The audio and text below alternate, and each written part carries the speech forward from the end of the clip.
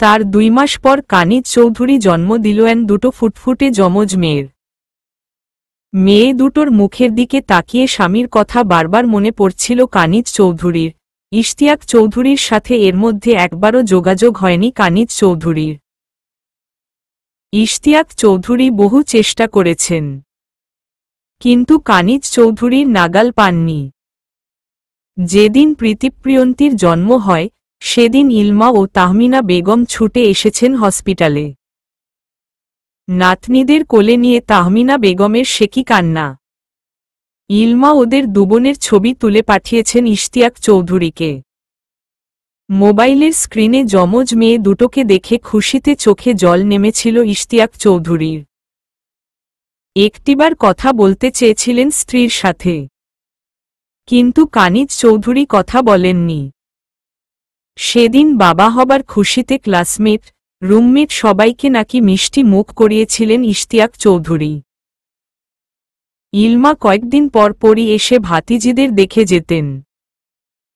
মোবাইলে ভিডিও কলে ইশতিয়াক চৌধুরীকে তার মেয়েদের দেখাতেন। কানিজ চৌধুরী এ নিয়ে কখনো কিছু বলতেন না। তাহমিনা বেগমও মাঝে মাঝে আসতেন। কানিজ চৌধুরী তাদের সাথে ভালো ব্যবহারই করতেন, কিন্তু হাজার বলা সত্ত্বেও দ্বিতীয়বার শ্বশুর বাড়ির চৈকাঠ মারাননি তিনি। প্রীতির তখন 4 বছর বয়স। হঠাৎ একদিন খবর এলো তাহমিনা বেগম মারা গেছেন। শাশুড়ির মৃত্যুর খবর পেয়ে 2 মেয়েকে নিয়ে শ্বশুরবাড়ি গেলেন কানিজ চৌধুরী। ততদিনে তিনি ইন্টার্নশিপ শেষ করে চেম্বারে বসেছেন। মা মারা যাবার কয়েকদিন পর দেশে ফিরলেন ইশতিয়াক চৌধুরী। অস্ট্রেলিয়া যাবার পর সেই প্রথমবার দেশের মাটিতে পা রাখলেন তিনি। প্রীতি ও প্রিয়ন্তী তখন ইলমার কাছে ছিল। কানিজ চৌধুরী ওদের সেখানে রেখে হসপিটালে গিয়েছেন। ডিউটি শেষে ওই বাড়িতে গিয়ে প্রীতি ও প্রিয়ন্তীকে নিয়ে বাসায় ফিরবেন বলে সে বাড়ির দিকে রওনা হন। কিন্তু শ্বশুরবাড়িতে গিয়ে চমকে ওঠেন কানিজ চৌধুরী। এতগুলো বছর পর ইশতিয়াক চৌধুরীকে দেখে বিস্ময় লুকাতে পারেন না তিনি। ইশতিয়াক চৌধুরী তখনও খেয়াল করেননি স্ত্রীকে। তিনি তখন তার 2 মেয়েকে আদর করতে ব্যস্ত। প্রথমবার 2 মেয়েকে কাছে পেয়ে তাদের ছুঁতে পেরে আনন্দ যেন ধরছে না ইশতিয়াক চৌধুরীর। চুমুতে চুমুতে ভরিয়ে দিচ্ছেন কন্যা দুটির মুখমণ্ডল। কানিজ চৌধুরী চোখ ফিরিয়ে নিলেন। সন্তর্পণে চোখের জল মুছলেন। ভাবি কখন এলে? দরজার কাছে দাঁড়িয়ে আছো কেন? ভেতরে এসো, বলল ইলমা। ইলমার কথায় চোখ তুলে কানিজ চৌধুরীর দিকে তাকান ইশতিয়াক চৌধুরী। কানিজ চৌধুরীর চেহারায় আগের মতো সেই রূপের ছটা নেই। চোখের নিচে কালি জমা, চেহারায় ক্লান্তি ভাব। আগের চাইতে অনেক চিকন হয়ে গেছে। তবুও স্ত্রীকে চিনতে এক মুহূর্তও বিলম্ব হয়নি ইশতিয়াক চৌধুরীর। কানিজ চৌধুরী তাড়াহুড়ো করে বললেন, আমি প্রীতিকে নিয়ে বাসায় যাব আপা। ইলমা একবার ভাইয়ের দিকে তাকালেন। তারপর বললেন, মাত্রই তো হসপিটাল থেকে ফিরেছ ভাবি, একটু রেস্ট নাও, পরে যেও। না আপা, প্রিয়ন্তী এসো, বাসায় যাব আমরা। ইশতিয়াক চৌধুরী বসা থেকে উঠে দাঁড়ালেন। কয়েক কদম এগিয়ে দাঁড়ালেন স্ত্রীর মুখোমুখি। নিচু গলায় বললেন, কেমন আছো কানিজ? জবাব দিলেন না কানিজ চৌধুরী। মুখ ফিরিয়ে তাকালেন অন্যদিকে। ইশতিয়াক চৌধুরী অসহায় গলায় বললেন, আমাকে ক্ষমা করে দাও কানিজ। আমার মেয়ে দুটোর জন্য হলেও আমাকে ক্ষমা করে দাও। আমার দেরি হয়ে যাচ্ছে।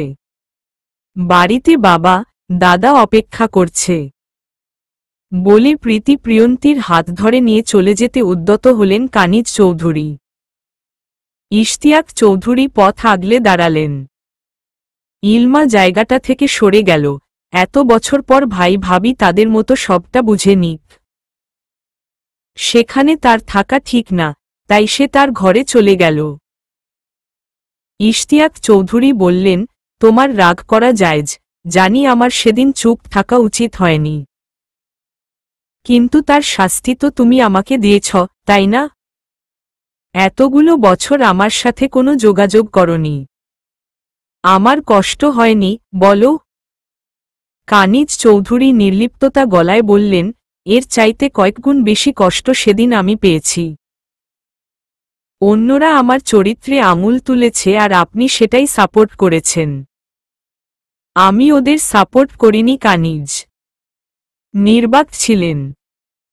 আর চুপ থাকাটা সম্মতির লক্ষণ বলেই সবাই জানে। দীর্ঘশ্বাস ফেললেন ইশতিয়াক চৌধুরী। বললেন, আমাকে মাফ করে দাও কানিজ। আমি বড্ড একাকিত্বতায় ভুগছি। আমাকে আর একা করে দিও না প্লিজ। আমি আর কোথাও যাব না। তুমি আমি আর আমাদের মেয়েদের নিয়ে নতুন করে সংসার সাজাব। সম্ভব না। আমি আপনার সাথে সংসার করব না। আমার থেকে মুখ ফিরিয়ে নিও না কানিজ। আমাদের ভালোবাসার কথা ভেবে হলেও। থামিয়ে দিলেন কানিজ চৌধুরী। কঠিন গলায় বললেন, কিসের ভালোবাসা? আপনার ভালোবাসার নমুনা তো আপনি দেখিয়ে দিয়েছেন কয়েক বছর আগেই। আর আপনি ভাবলেন কি করে যে আপনি বলবেন আর আমি আপনার সাথে সংসার করার জন্য মরিয়া হয়ে যাব? স্বামী, সংসার অনেক আগেই আমি ত্যাগ করেছি। আমি এখনো তোমার স্বামী, কানিজ। এবার কানিজ চৌধুরী তেতে উঠলেন। স্বামী? স্বামী হওয়ার যোগ্যতা আছে আপনার? স্বামী হিসেবে আমার প্রতি কোনো দায়িত্বটা পালন করেছেন আপনি? আপনি জানেন, দুটো মেয়েকে নিয়ে এতগুলো দিন কত কষ্টে কাটিয়েছি আমি? বিয়ের পরও স্বামী থাকতে বাচ্চাদের নিয়ে শ্বশুরবাড়ি ছেড়ে বাপের বাড়ি পড়ে আছি, এই নিয়ে কতজনের মুখে কত কটু কথা শুনতে হয়েছে জানেন আপনি? কত মানুষের কত নোংরা, অশ্লীল কথাবার্তা আমাকে হজম করতে হয়েছে আপনি জানেন? আপনার জন্য বাবা দাদাকে ছেড়েছি, ধর্ম বিসর্জন দিয়েছি। বিনিময়ে কি পেলাম আপনার কাছ থেকে? বিয়ের পর আমার অবস্থান এ বাড়িতে কাজের লোকদের চেয়েও নিচে ছিল। তবুও সব মেনে নিয়েছি। ডাক্তারি পড়া আমার স্বপ্ন ছিল। আপনার মা আমাকে পড়াবেন না বললেন আর আপনিও তাতে সাপোর্ট দিলেন।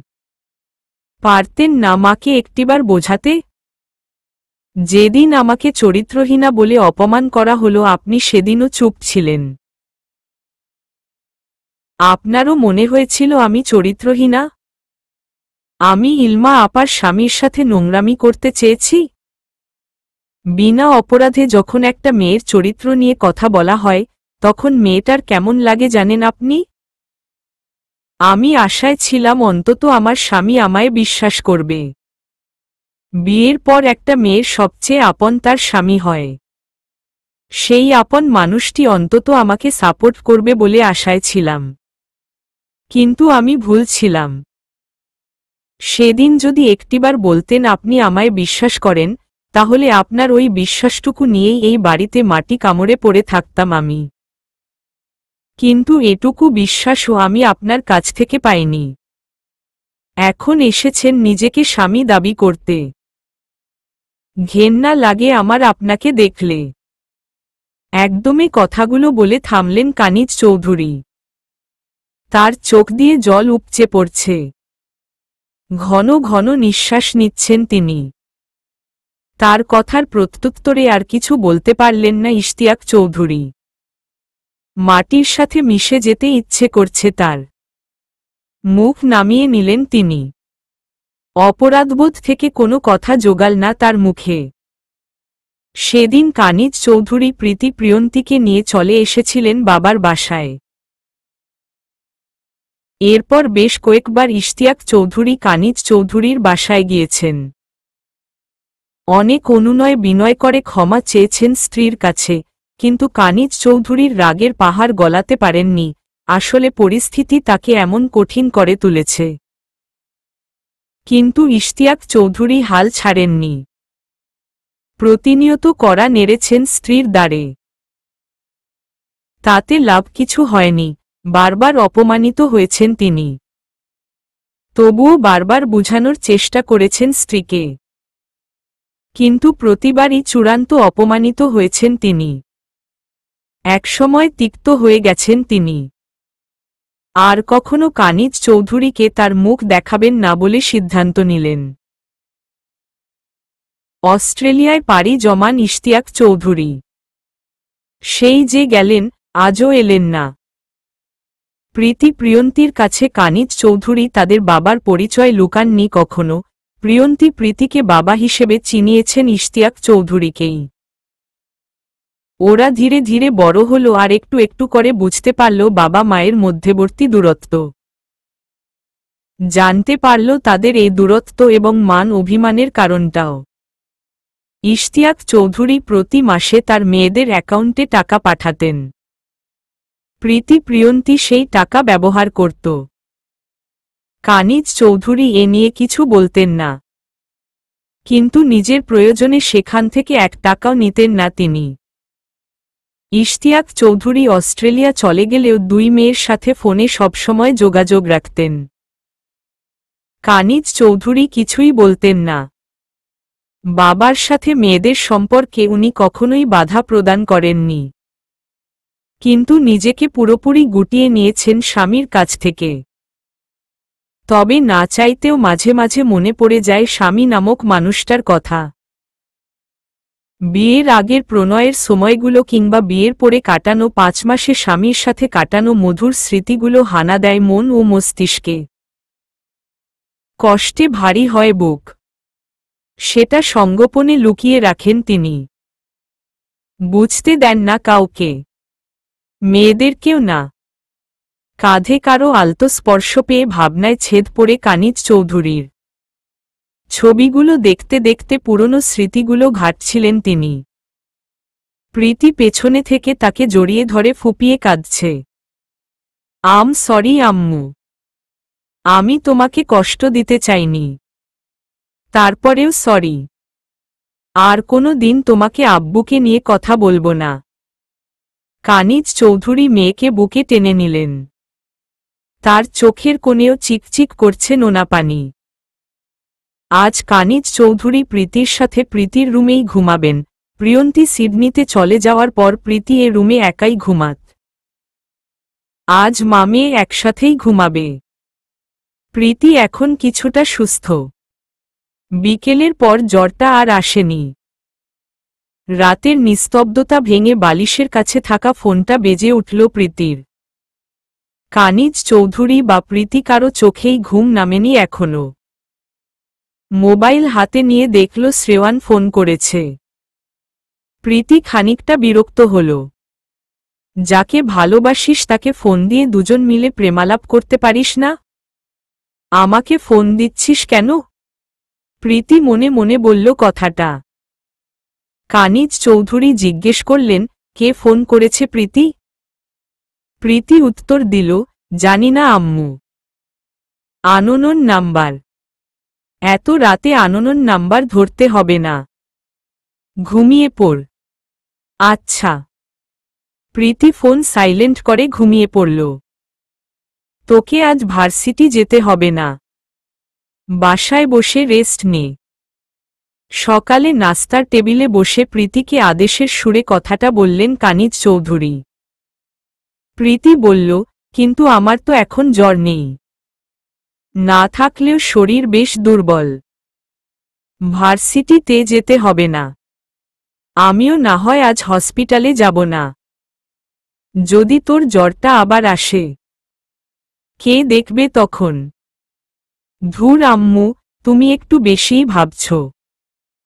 আচ্ছা ঠিক আছে, আমি আজ ভার্সিটিতে যাব না। তোমার কথা মতো বাসাতেই থাকব। কিন্তু তুমি হসপিটালে যাও। কিন্তু উফ আম্মু, যাও তো প্লিজ। ঠিক আছে। ফ্রিজে তোর জন্য কাস্টার্ড বানিয়ে রেখেছি, খেয়ে নিস। আমি তাড়াতাড়ি ফিরব। কানিজ চৌধুরী হসপিটালের জন্য রেডি হয়ে বেরিয়ে গেলে প্রীতি বিছানায় হেলান দিয়ে প্রথমে ইশতিয়াক চৌধুরীকে ফোন করল।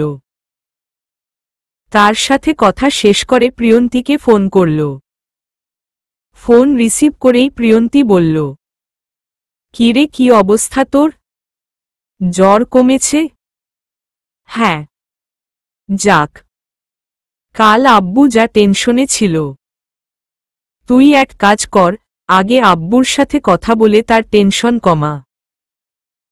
আব্বুর সাথে কথা বলেই তোকে ফোন করেছি। কোথায় আছিস তুই? ইউনিভার্সিটিতে। আম্মু কেমন আছে? ভালো নেই। আম্মুকে আর বুঝিয়ে কিছু হবে না, তাতে আম্মু আরো বেশি কষ্ট পাবে। ভেবেছিলাম এখানে এসে কাছ থেকে আব্বুকে বুঝাতে পারব, তাকে রাজি করাতে পারব, কিন্তু সে গুড়ে বালি। আব্বুর জেদও কম না। প্রীতি চুপ করে রইল। প্রিয়ন্তী প্রসঙ্গ পাল্টে বলল, ভালো কথা, শ্রেয়ানের সাথে কথা হয়েছে? তুই যে ওকে ভালোবাসিস সেটা বলেছিস? প্রীতি ছোট্ট করে জবাব দিল, হুম। ও কি বলল? প্রীতি একটা দীর্ঘশ্বাস ফেলে বলল, ও আমাকে নয়, অন্য কাউকে ভালোবাসে। কি? হ্যাঁ। ঠিক তখনই ফোন এল শ্রেয়ানের। প্রীতি বলল, শ্রেয়ান ফোন করছে।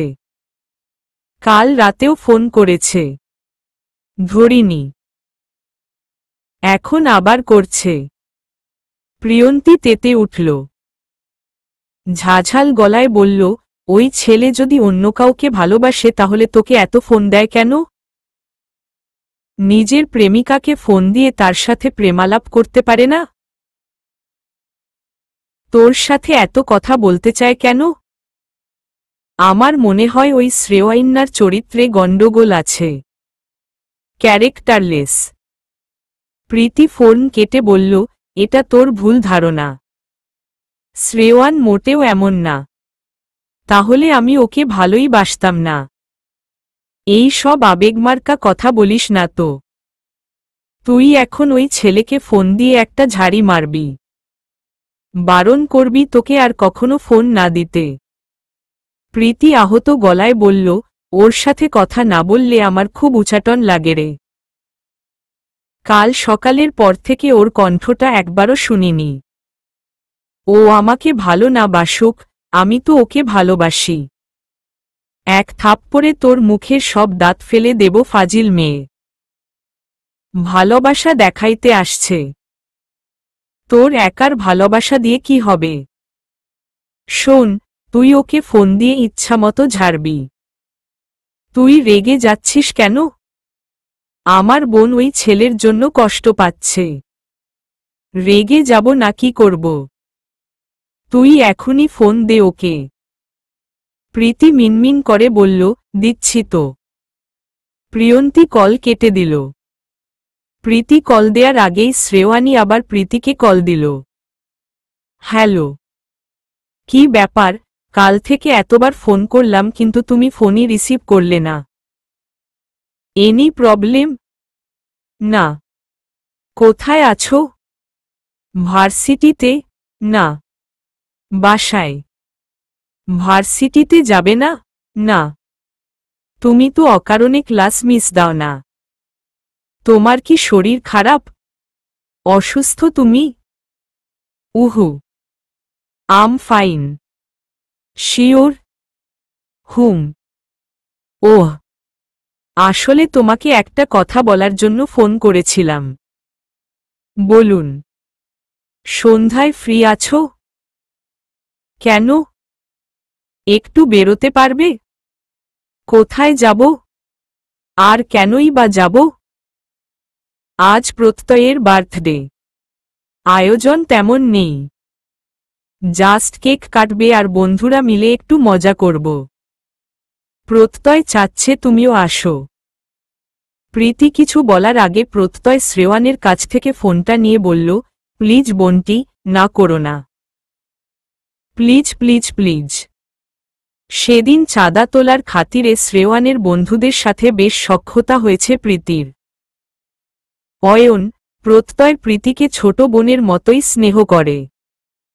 শ্রেয়ানের মুখোমুখি হতে একদম ইচ্ছে করছে না প্রীতির, কিন্তু প্রত্যয়ের মুখের উপর না বলতেও পারছে না। প্রীতির সাড়া না পেয়ে প্রত্যয় বলল, কি হলো, আসবে না বনু? প্রীতি ছোট্ট একটা নিঃশ্বাস ফেলে বলল, ঠিক আছে ভাইয়া, আসব, তবে শর্ত আছে। প্রত্যয়ের ঠোঁটের কোণে হাসি ফুটে উঠল। বলল, বলো কি শর্ত? সন্ধ্যায় যেতে পারবো না, বিকেলে হলে যেতে পারি। আচ্ছা ঠিক আছে, যখন তোমার সুবিধা হয়। কোথায় যাব? ফুড পার্ক রেস্টুরেন্টে চলে এসো। বিকেলে কখন? 4:30 দিকে এসো, তাহলেই হবে। ঠিক আছে, আচ্ছা রাখছি তাহলে। ভাইয়া শুনুন। হ্যাঁ, বলো। শুভ জন্মদিন। Thank you dear. Orange colour একশেট সালোয়ার কামিজ পরল প্রীতি। চুলগুলো আছড়ে ক্লিপ দিয়ে আটকে দিল। মুখে কোনো প্রসাধনী নেই। ভ্যানিটি ব্যাগটা হাতে নিয়ে রুম থেকে বেরিয়ে মায়ের ঘরে গেল। কানিজ চৌধুরী খাটের সাথে হেলান দিয়ে হুমায়ুন আহমেদের নির্বাসন বইটা পড়ছেন। প্রীতি রুমে উকি দিয়ে বলল, আম্মু আমি একটু বাইরে যাচ্ছি। কানিজ চৌধুরী বইয়ের পাতা থেকে মুখ তুলে প্রীতির দিকে তাকালেন। বললেন, কোথায় যাবি? দূরে কোথাও না, প্রায় 2 দিন বাসায় ছিলাম, বোর লাগছে, একটু ঘুরে আসি। ঠিক আছে যা, তবে ফিরে আসিস সন্ধ্যার আগেই। আচ্ছা। প্রীতি বেরিয়ে এল। কানিজ চৌধুরী পুনরায় মুখ ডোবালেন সাদা কালো বইয়ের পাতায়। বাসা থেকে বেরিয়ে একটা রিকশা ধরল প্রীতি। প্রথমেই গেল নবারুণ সেন্টারে, সেখানে একটা দোকানে গিয়ে প্রত্যয়ের জন্য একটা হাতঘড়ি কিনল, তারপর গেল ফুড পার্ক রেস্টুরেন্টে। সেখানে ইতিমধ্যে সবাই হাজির। মোহনা প্রীতিকে দেখে চেয়ার ছেড়ে উঠে এসে জড়িয়ে ধরল প্রীতিকে। প্রীতিও হেসে জড়িয়ে ধরল মোহনাকে। শ্রেয়ানের ফ্রেন্ডসদের মধ্যে মোহনাকে সবচেয়ে বেশি ভালো লাগে প্রীতির। মোহনা অল্পতেই মানুষকে আপন করে নিতে পারে, রাগ অহংকার কিচ্ছু নেই এই মেয়েটার মধ্যে। এ কারণেই প্রীতির মোহনাকে এত বেশি পছন্দ। কেমন আছো প্রীতি? বলল মোহনা। প্রীতি হেসে বলল, আলহামদুলিল্লাহ। তুমি কেমন আছো আপু? এতক্ষণ যতটা ভালো ছিলাম তোমাকে দেখে এখন আরো বেশি ভালো আছি। প্রীতি হাসল মোহনার কথায়। তারপর এগিয়ে গিয়ে বাকি সবার সাথে কুশল বিনিময় করল। আদ্রিতাও এসেছে, তার সাথেও কথা বলল প্রীতি। শ্রেয়ানের দিকে একবার তাকিয়ে আবার চোখ ফিরিয়ে নিল। প্রীতি গিফটের প্যাকেটটা বাড়িয়ে দিল প্রত্যয়ের দিকে। বলল, এগেইন হ্যাপি বার্থডে ভাইয়া।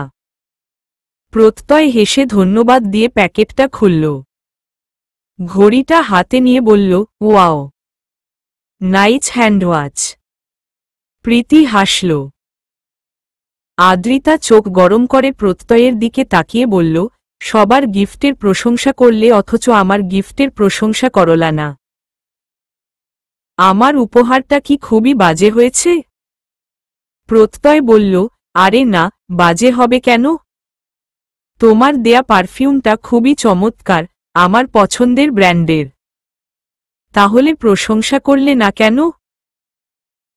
প্রত্যয় ডান হাত দিয়ে মাথা চুলকাতে চুলকাতে বলল, আসলে আমি তো তোমার কাছ থেকে অন্য কিছু আশা করছিলাম বাবু। কি?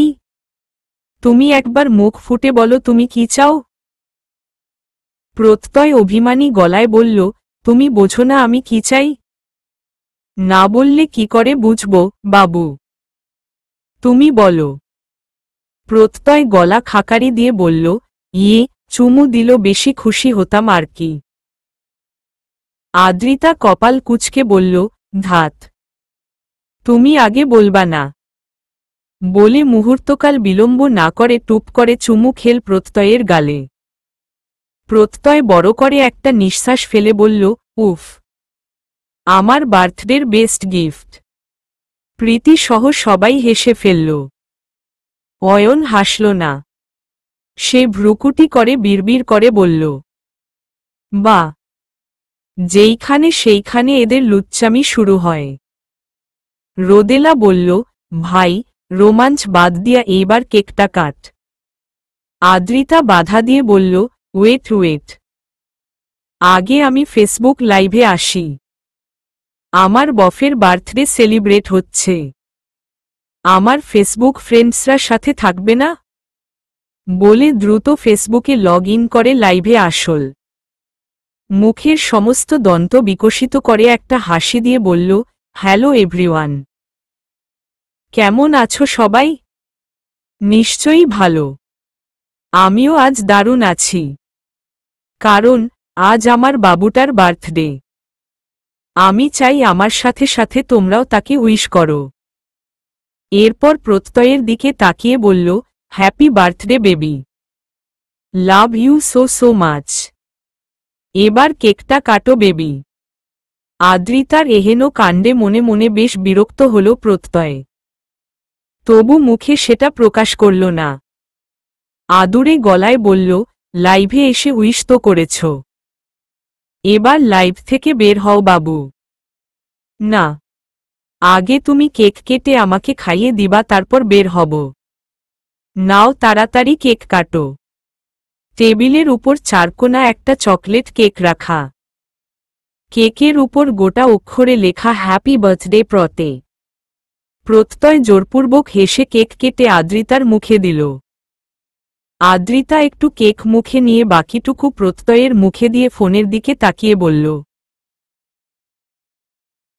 সো গাইজ, এতক্ষণ আমাদের সাথে থাকার জন্য সবাইকে অনেক ধন্যবাদ। সবাই আমার আর আমার বাবুটার জন্য দোয়া করো। Love you all.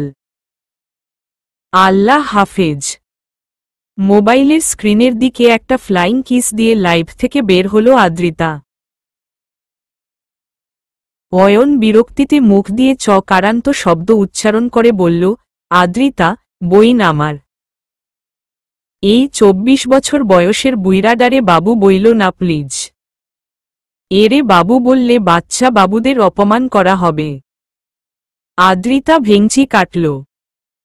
প্রত্যয় এক টুকরো কেক নিয়ে বলল, গার্লফ্রেন্ডের মুখে এমন মধুর ডাক শোনার জন্য কপাল লাগে, বুঝলি দোস্ত? নে কেক খা। অয়ন হা করল কেক খাওয়ার জন্য, কিন্তু প্রত্যয় কেক অয়নের মুখে না দিয়ে হাতের কেকটুকু অয়নের সারা মুখে মাখিয়ে দিল। অয়নও কম যায় না।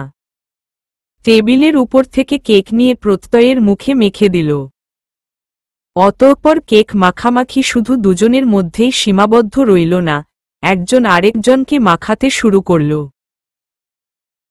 কেক শেষ হওয়ার পর দেখা গেল, মোহনা আর প্রীতি ছাড়া বাকি সবাই কেক মেখে ভূত হয়ে আছে। সবাই একসাথে ছুটল ওয়াশরুমের দিকে। প্রীতি হাসতে হাসতে একটা টিস্যু নিয়ে মোহনার চিবুকে লেগে থাকা কেকটুকু মুছে দিল।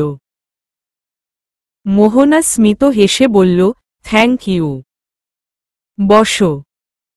হুম, আমরা দুজন বেঁচে গেছি। আমাদের তেমন একটা মাখাতে পারেনি। উফ, সবকটা ফাজিল। প্রীতি হাসল। মোহনা টেবিলের উপর প্রীতির রাখা হাতটার উপর আলতো করে হাত রাখল। প্রীতি, হ্যাঁ আপু, একটা কথা বলবো? হ্যাঁ নিশ্চয়ই, বলো। তুমি খুব ভাগ্যবতী গো, সবাই তোমার মতো ভাগ্য নিয়ে জন্মায় না। প্রীতি ভ্রু কুঁচকে বলল, হঠাৎ এ কথা কেন বলছো আপু?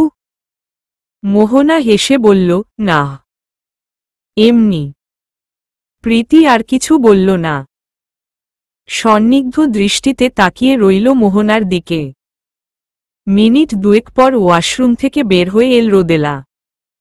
তার পেছনে শ্রেয়ান। রোদেলা এসেই ধপ করে বসে পড়ল মোহনার পাশে। শ্রেয়ান বসল রোদেলার পাশে।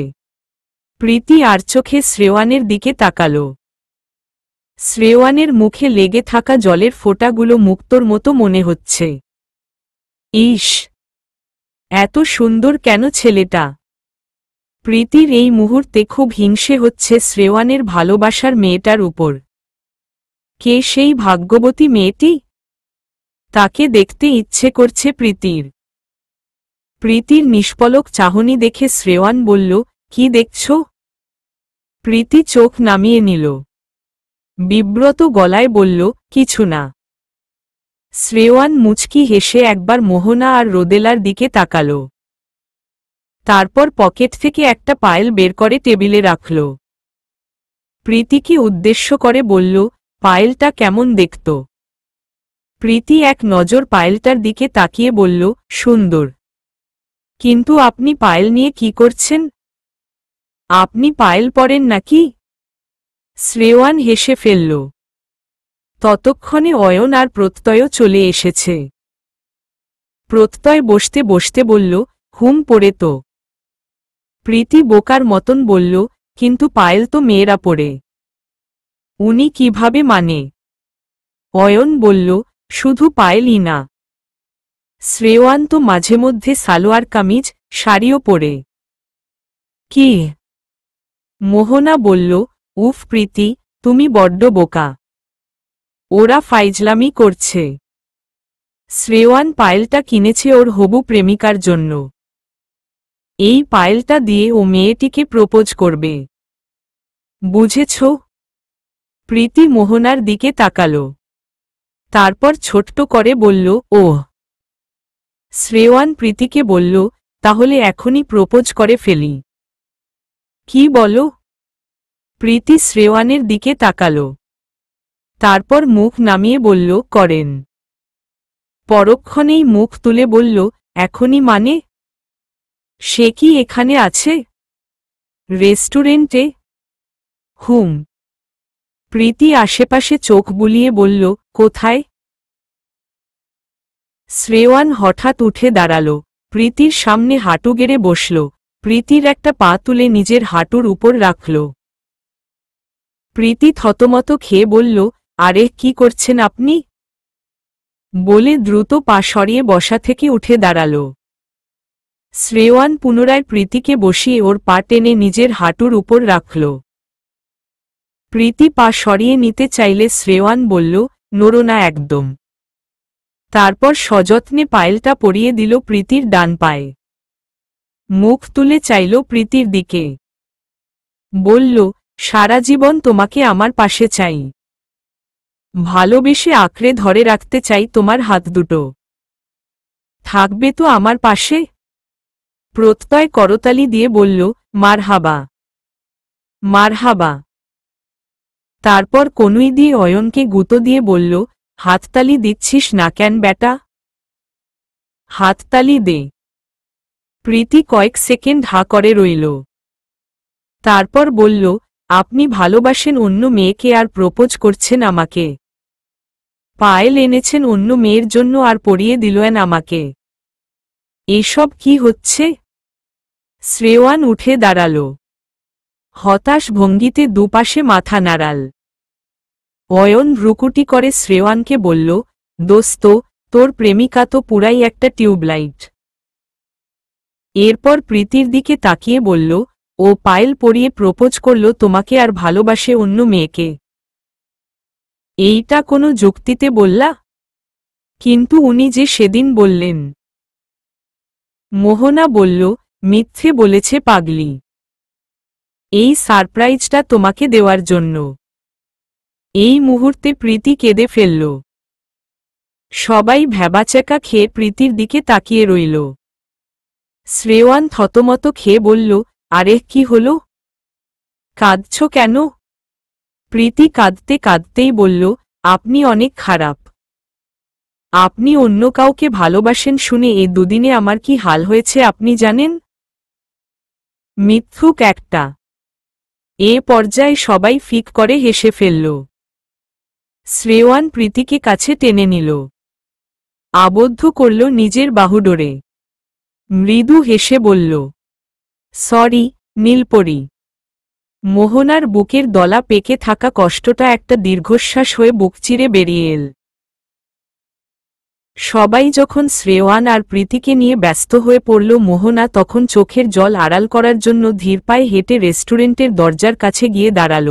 ভালোবাসার মানুষটা চোখের সামনে যখন অন্য কাউকে ভালোবাসার কথা বলে তখন বুকের ভেতর যে কি যন্ত্রণা হয় সেটা এখন হাড়ে হাড়ে টের পাচ্ছে মোহনা।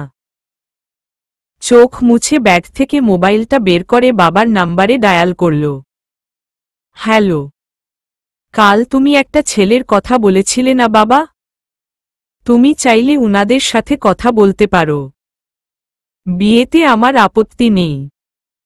না বাবা, আমি আর কোনো ঝামেলা করব না। বিয়ে ভাঙার চেষ্টাও করব না। I promise. ফোন রেখে একটা দীর্ঘশ্বাস ফেলল মোহনা। চোখের কার্নিশে আবারও এসে জমল নোনা জল। কিন্তু না, এখন কাঁদা যাবে না। শ্রেয়ানকে কিছুই বুঝতে দেয়া যাবে না। চোখের জলটুকু মুছে পেছনে ফিরতেই ধাক্কা খেল রোদেলার সাথে। রোদেলা তীক্ষ্ণ চোখে মোহনাকে দেখে বলল, তুই বিয়ের ব্যাপারে হ্যাঁ বলে দিয়েছিস? হুম। কেন? কেন মানে? আজ হোক বা কাল, বিয়ে তো করতেই হবে, তাই না? তোর খুব কষ্ট হচ্ছে, তাই না মোহ? মোহনা অবাক হওয়ার ভান করে বলল, কষ্ট কেন হবে? রোদেলা একটা তাচ্ছিল্য হাসি দিয়ে বলল, তুই সবার কাছ থেকে লুকাতে পারলেও আমার কাছে পারবি না। তুই কিসের কথা বলছিস রোদেলা? ভালোবাসিস শ্রেয়ানকে? মোহনা চমকে উঠল। রোদেলা বলল, আমি জানি, তুই বাহিরে যতই হাসিমুখ নিয়ে থাকিস না কেন। শ্রেয়ান প্রীতিকে প্রপোজ করতে দেখে তোর খুব কষ্ট হচ্ছে। তোর ভেতরটা জ্বলে পড়ে যাচ্ছে। মোহনা হঠাৎ রোদেলার একটা হাত নিজের হাতের মুঠোয় নিয়ে বলল, প্লিজ দোস্ত, শ্রেয়ানকে এ ব্যাপারে কিছু বলিস না। কিন্তু একবার ওদের দিকে তাকিয়ে দেখ। কি সুন্দর মানিয়েছে ওদের দুজনকে।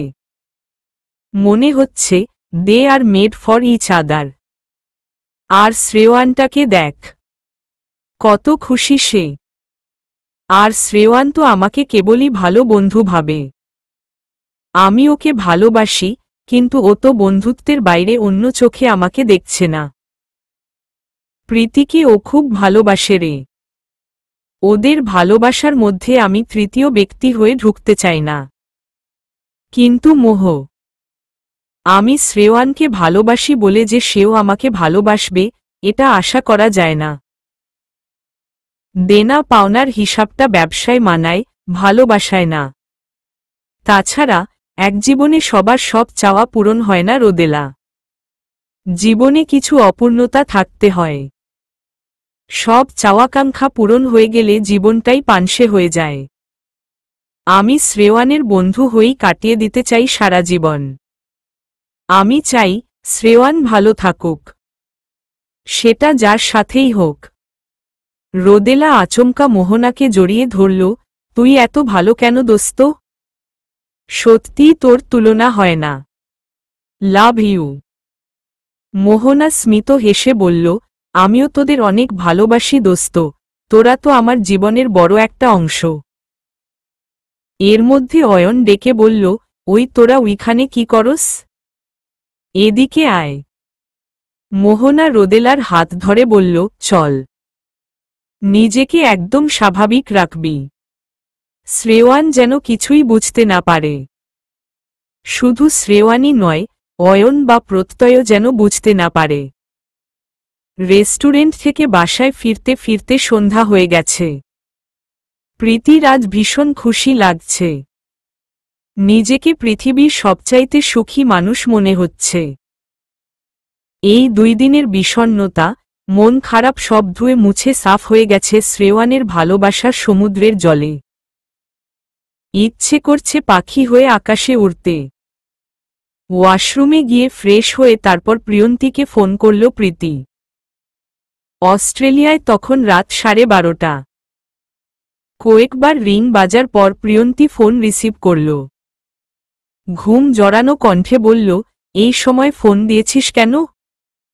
ঘুমাচ্ছি তো। অন্তি।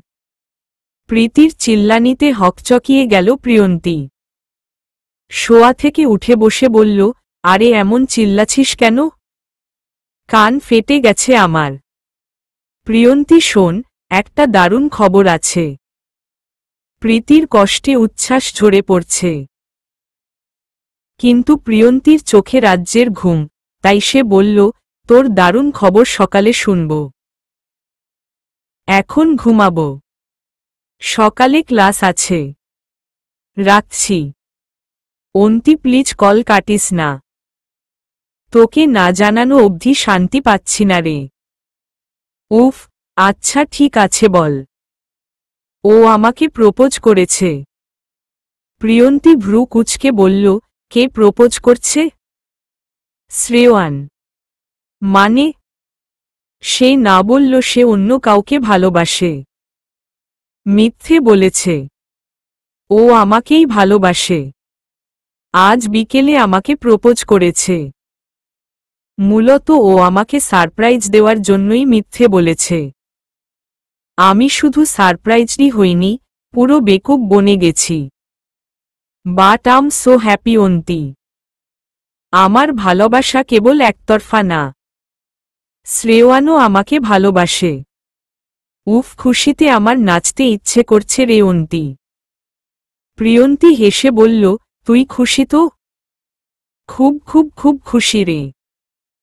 এনিওয়ে, তোর ঘুম নষ্ট করলাম, তুই ঘুমো।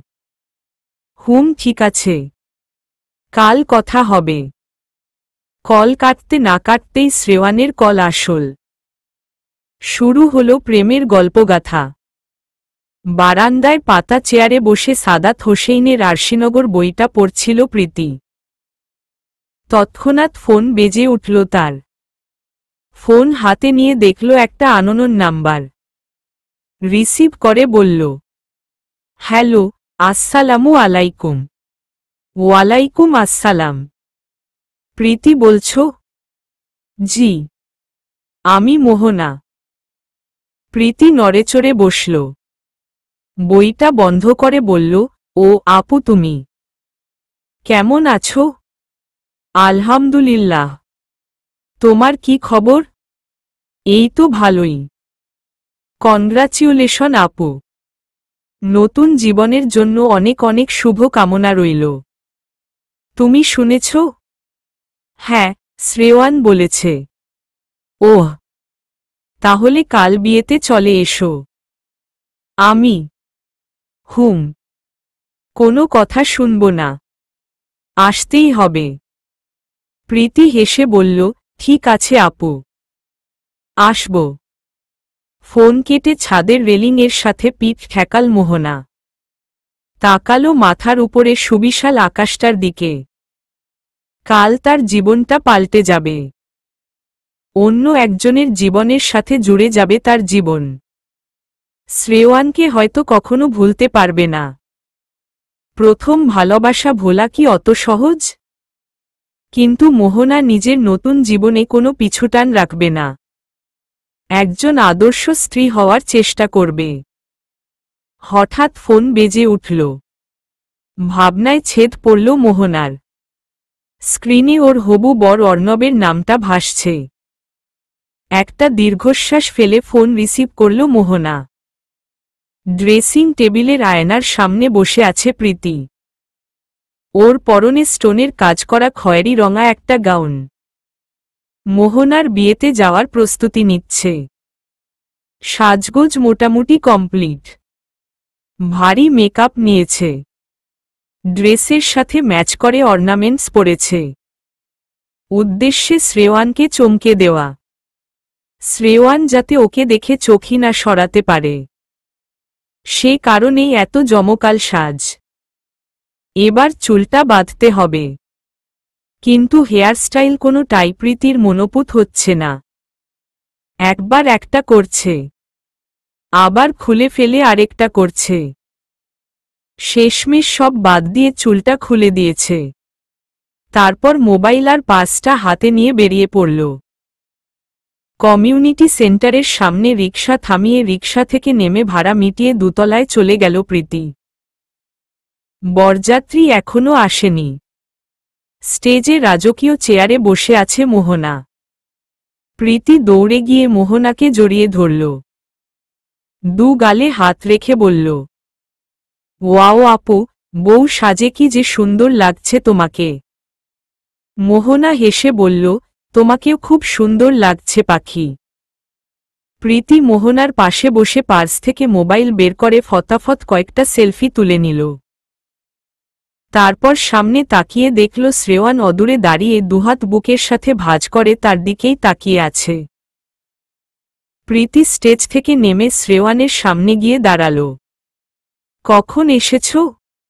শ্রেয়ান জিজ্ঞেস করল প্রীতিকে। প্রীতি বলল, একটু আগে। কেমন লাগছে আমাকে? শ্রেয়ান প্রীতিকে আপাদমস্তক দেখে বলল, সত্যি বলবো নাকি মিথ্যা? মিথ্যে কেন বলবে? যেমন দেখতে লাগছে তেমন বলো। বললে রাগ করবে না তো? অদ্ভুত। রাগ কেন করব? বলো না কেমন লাগছে। শ্রেয়ান চাপা হেসে বলল, মেকআপ সুন্দরী লাগছে। মেকআপ সুন্দরী? ধাত, কমপ্লিমেন্ট দেওয়ার জন্য আর কিছু পেলে না? যেমন লাগছে তেমনই বলছি। ভেবেছিলাম তুমি অনেক প্রশংসা করবে। তা তো করলেই না, উল্টো তুমি যে কি একটা। বলে অন্যদিকে মুখ ঘুরিয়ে নিল। শ্রেয়ান মৃদু হেসে প্রীতির দুই বাহুতে হাত রেখে বলল, তুমি জানো তুমি ন্যাচারালি কত সুন্দরী, কত স্নিগ্ধ। তোমার চোখ, তোমার নাক, তোমার ঠোঁট, তোমার হাসি সবকিছুতেই মুগ্ধতা মিশে আছে। কিন্তু এই কৃত্রিম সাজসজ্জার কারণে সেই স্নিগ্ধতা ঢাকা পড়েছে। মেকআপ না করলে রূপবতী বলতাম, কিন্তু মেকআপ তো তোমার রূপটা ঢেকে দিয়েছে। তাই মেকআপ সুন্দরীই বললাম। প্রীতি একটু ভেবে বলল, তুমি দাঁড়াও, আমি এক্ষুনি আসছি। কোথায় যাচ্ছ? শ্রেয়ানের প্রশ্ন প্রীতির কান অবধি পৌঁছল না, কারণ সে ততক্ষণে অন্যদিকে দিকে দৌড় লাগিয়েছে। শ্রেয়ান ভ্যাবাচ্যাকা খেয়ে দাঁড়িয়ে রইল। প্রীতি ঢুকল সোজা ওয়াশরুমে। পার্স থেকে টিস্যু বের করে মুখের মেকআপ তোলার চেষ্টা করল। যদিও তাতে খুব একটা সুফল পেল না। তবু যেটুকু উঠেছে তাতেই ঢের। বেসিনের কল ছেড়ে মুখে পানি দিয়ে ভালো মতন মুখ ঘষে মেকআপ তুলল। এর মধ্যে ফোনটা বেজে উঠল। প্রীতি পার্স খুলে ফোন হাতে নিয়ে দেখল শ্রেয়ান কল করেছে। ভেজা হাতে ফোন রিসিভ করে কানের কাছে ধরল। হ্যালো। কোথায় তুমি? ওয়াশরুমে। আসতেছি। ফোন কেটে আরও একবার মুখে পানির ঝাপটা দিয়ে ওয়াশরুম থেকে বের হল প্রীতি। টিস্যু নিয়ে তা দিয়ে মুখ মুছতে মুছতে আগের জায়গায় গেল। সেখানে শ্রেয়ান দাঁড়িয়ে আছে। পাশেই আরেকটা ছেলে দাঁড়িয়ে। শ্রেয়ানের চেহারার সাথে অনেকটা মিল আছে। এটা ছেলেটা কে? মনে মনে নিজেকেই প্রশ্ন করল প্রীতি। উনি সম্পর্কে তোমার ভাসুর, মানে আমার বড় ভাই শ্রাবণ। শ্রেয়ানের কথা শুনে প্রীতি ভ্যাবাচ্যাকা খেয়ে গেল। শ্রাবণ হেসে বলল, কেমন আছো প্রীতি? শ্রাবণের কথায় হুঁশ এলো প্রীতির। ধাতস্থ হতেই বলল, আসসালামু আলাইকুম ভাইয়া। জি ভালো আছি। আপনি কেমন আছেন? আলহামদুলিল্লাহ। শ্রেয়ান শ্রাবণকে বলল, পছন্দ হয়েছে? তিতলি ঠিকই বলে। কি বলে? তোর পছন্দ আছে। শ্রেয়ান হাসল। শ্রাবণ বলল, আচ্ছা, তোরা কথা বল। আমি ওদিকটায় যাচ্ছি। আচ্ছা।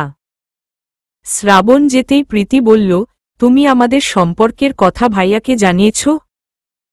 আমি জানাইনি। ভাবি জানিয়েছে। ভাবিকে নিশ্চয়ই তুমি জানিয়েছ? উহু। আমার হাবভাব দেখে ভাবি নিজেই বুঝে ফেলছে, বলে হাসল শ্রেয়ান। প্রীতি বলল, তিতলি ভাবি, শ্রেয়সী ওরা আসেনি বিয়েতে? না। এনিওয়ে, তুমি মেকআপ তুলে ফেললে কেন? কারণ আমি মেকআপ করলে আমার বয়ফ্রেন্ডের চোখে আমাকে মেকআপ সুন্দরী লাগে।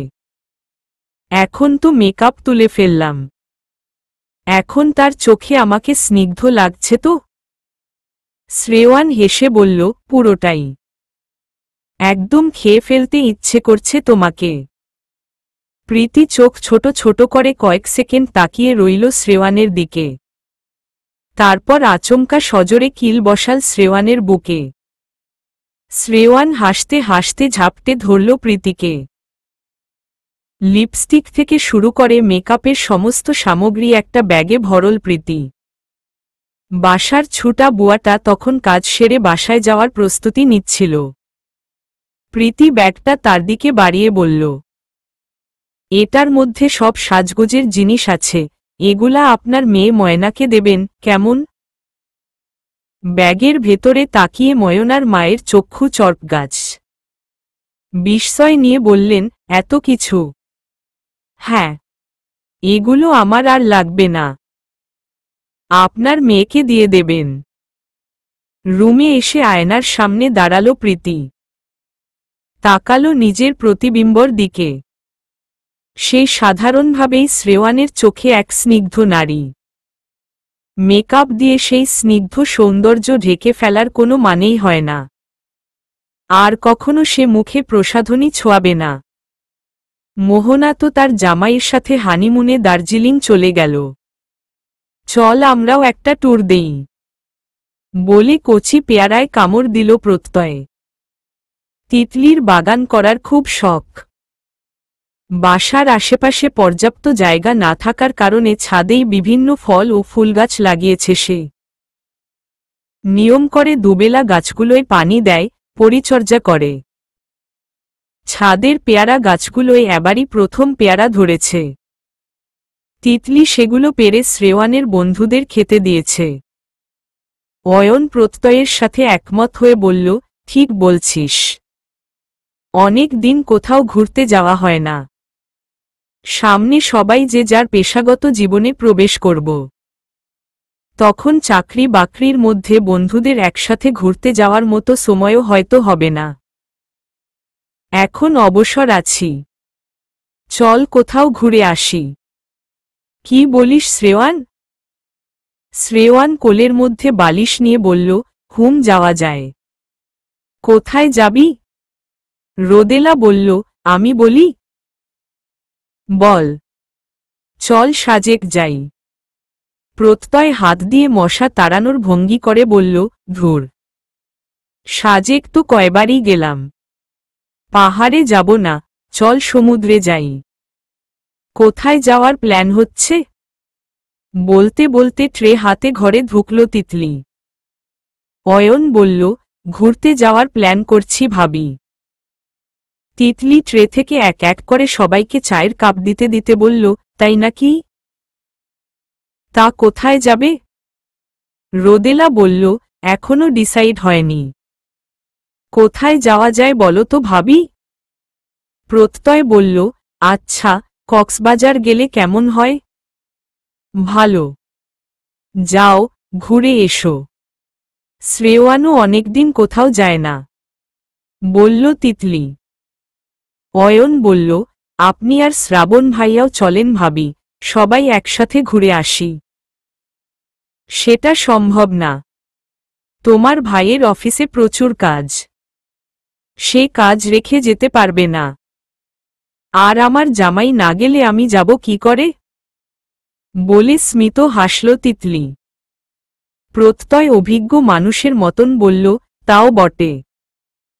তিতলি শ্রেয়ানের দিকে তাকিয়ে বলল, ট্যুর থেকেই ফিরেই শ্রাবণের সাথে ব্যবসায় বসতে হবে কিন্তু। আর কোনো ছাড়াছাড়ি নেই। এরপর সবাইকে উদ্দেশ্য করে বলল, তোমরা কিন্তু না খেয়ে যাবে না। রান্না বসাচ্ছি, দুপুরে খেয়ে যাবে। অয়ন বলল, আরে ভাবি, এই কথা আপনাকে বলতে হয় বুঝি? আপনার হাতের রান্না না খেয়ে আজ বাসা থেকে এ পাও নড়ছি না। তিতলি হেসে বলল, ঠিক আছে। তারপর বেরিয়ে গেল রুম ছেড়ে। অয়ন বলল, তাহলে ফাইনাল ডিসিশন কি? কক্সবাজার যাচ্ছি। প্রত্যয় বলল, হ্যাঁ। রোদেলা বলল, কবে যাব? শ্রেয়ান একটু ভেবে বলল, চল পরশু যাই। প্রত্যয় দুহাত উপরে তুলে বলল, আমার একটা শর্ত আছে। কি? আমি ভাই গার্লফ্রেন্ড ছাড়া যামু না। অয়ন ক্ষিপ্ত হয়ে বলল, লাথি মাইরা খাটের নিচে ফেলে দেব হারামি। বন্ধুরা মিলা ঘুরতে যাব। এর মধ্যে গফেরে টানস্ক্যান। প্রত্যয় দুপাশে মাথা নেড়ে বলল, উহু। তুই যাই কস, আমি আর্দ্রতারে ছাড়া যামু না। অয়ন শ্রেয়ানকে বলল, তাইলে তোর প্রেমিকা বাদ থাকব কেন? তারেও সঙ্গে নিয়া নিস। শ্রেয়ান ঝট করে অয়নের দু গাল টিপে দিয়ে বলল, বাহ, দারুণ বলছিস তো।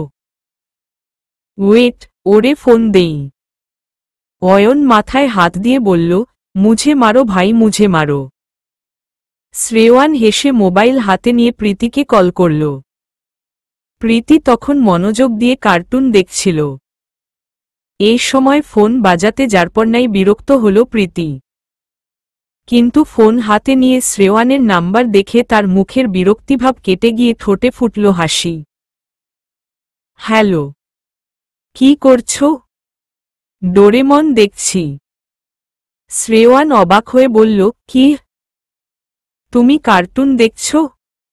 হ্যাঁ। তোমার এখন কার্টুন দেখার বয়স? শ্রেয়ান প্লিজ, তুমিও এখন আম্মুর মতন কথা বলা শুরু করো না তো। অন্য কথা বলো। ঠিক আছে, অন্য কথাই বলছি। আমরা সবাই মিলে ঘুরতে যাওয়ার প্ল্যান করছি। তুমি সাথে যাবে? কোথায়? কক্সবাজার। কি? এত দূরে? দূরে কই? কে কে যাবে? মোহনা তো দেশে নেই। ও বাদে বন্ধুরা সবাই। কবে যাবে? পরশু। কদিনের জন্য যাবে? এই ধরো 1 সপ্তাহ। 2-1 দিন বেশিও লাগতে পারে। না থাক, তোমরা যাও। আমি যাব না। কেন? আম্মু যেতে দেবে না। কেন দেবে না? আচ্ছা, আন্টির ফোন নাম্বারটা আমাকে দাও। আমি তার সাথে কথা বলবো। এই না না। আচ্ছা, আমি আম্মুকে রাজি করানোর চেষ্টা করব। বান্ধবীদের সাথে গেলে আম্মু রাজি হতে পারে। তবে তাই করো, তোমার বান্ধবীদের সাথে কথা বলো। ঠিক আছে। ফোন কেটে অর্পিকে ফোন করল প্রীতি। রিং বাজতে বাজতে কল কেটে গেল। প্রীতি আবারও ট্রাই করল। কয়েকবার রিং বাজার পর অর্পি ফোন ধরল। হ্যালো। কিরে, কল রিসিভ করছিস না কেন? বিয়েতে আসছি দোস্ত। একটু ব্যস্ত আছি। কার বিয়ে? প্রেমা আপুর বিয়ে। প্রেমা আপু মানে? তোর খালাতো বোন প্রেমা আপু? হ্যাঁ। কিন্তু ওনাদের বাসা তো রাজশাহী। আমি তো এখন রাজশাহীতেই আছি। মানে কি? কবে গেলি? কালও তো কলেজে তোর সাথে দেখা হলো। কলেজ থেকে এসেই রাজশাহী রওনা করছি। ফিরবি কবে? 5-6 দিন পর। আচ্ছা, আর কিছু বলবি? এখন ব্যস্ত আছি রে। না থাক, তুই বিয়ে খা। প্রীতি কল কেটে এবার পূর্ণাকে কল করল। দুবার রিং বাজার পর পূর্ণা কল রিসিভ করল। হ্যাঁ বল। তুই কি বাসায় আছিস? নাকি তুইও অর্পির মতন কোথাও বিয়ে খাইতে গেছিস? পূর্ণা হেসে বলল, না, আমি বাড়িতেই আছি। বল কি হইছে? শোন, শ্রেয়ানের বন্ধুরা মিলে কক্সবাজার বেড়াতে যাচ্ছে। আমরাও তো অনেক দিন কোথাও যাই না, চল ওদের সাথে ঘুরে আসি। কথাটা মন্দ বলিসনি, কিন্তু আন্টি তোকে যেতে দেবে? আমি না হয় ভাইয়াকে পটিয়ে রাজি করিয়ে ফেলব। ভাইয়ার রাজি হওয়া মানে বাবা মায়েরও রাজি হওয়া। কিন্তু তুই আন্টিকে রাজি করাতে পারবি? আচ্ছা, দেখি আমি আম্মুকে রাজি করাতে পারি কিনা। তুইও চেষ্টা কর। ডাইনিং টেবিলে গালে হাত দিয়ে বসে আছে প্রীতি। কানিজ চৌধুরী সেটা লক্ষ্য করে ভ্রু কুঁচকে বললেন, প্লেট নিয়ে নাড়াচাড়া করলে প্লেট ভরবে? হু, বসে বসে প্লেট নাড়ছিস যে? খাচ্ছিস না কেন? খাচ্ছি তো। কিছু বলবি?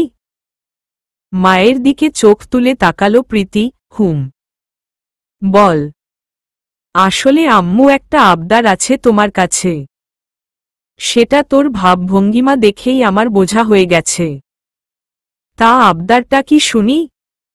বান্ধবীরা সবাই কক্সবাজার ঘুরতে যাচ্ছে, আমি যাই ওদের সাথে? কানিজ চৌধুরী সোজাসাপটা উত্তর দিলেন, ওরা গেলে যাক, তোর যাওয়া লাগবে না। আম্মু এমন করো কেন? তুমি তো খালি হসপিটাল, রোগী এসব নিয়েই পড়ে থাক।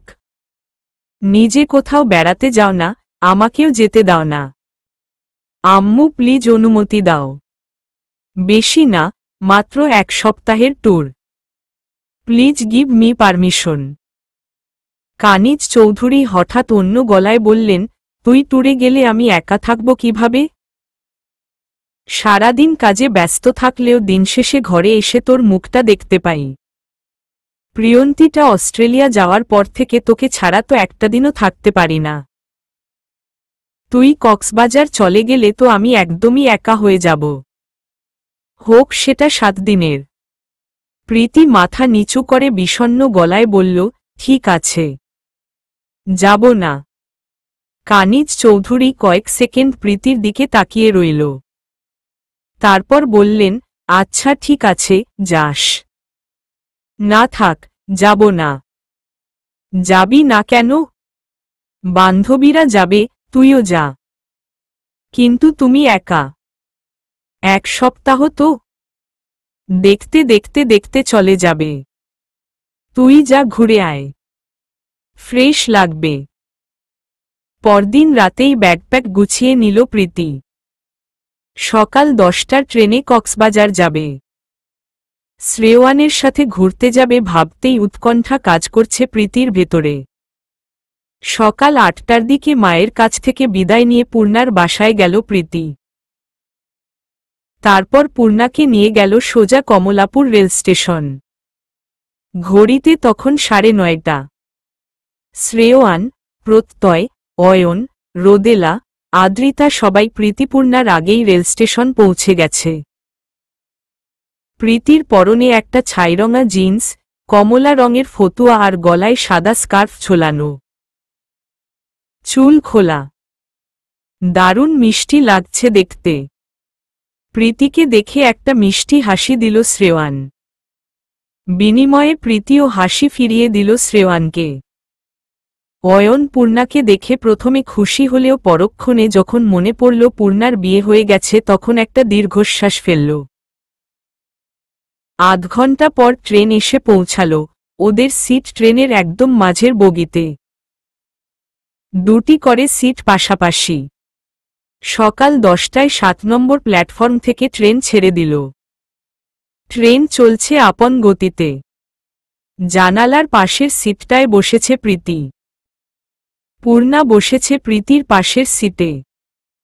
অপর পাশের সিটে জানালার পাশে বসেছে শ্রেয়ান, তারপর অয়ন।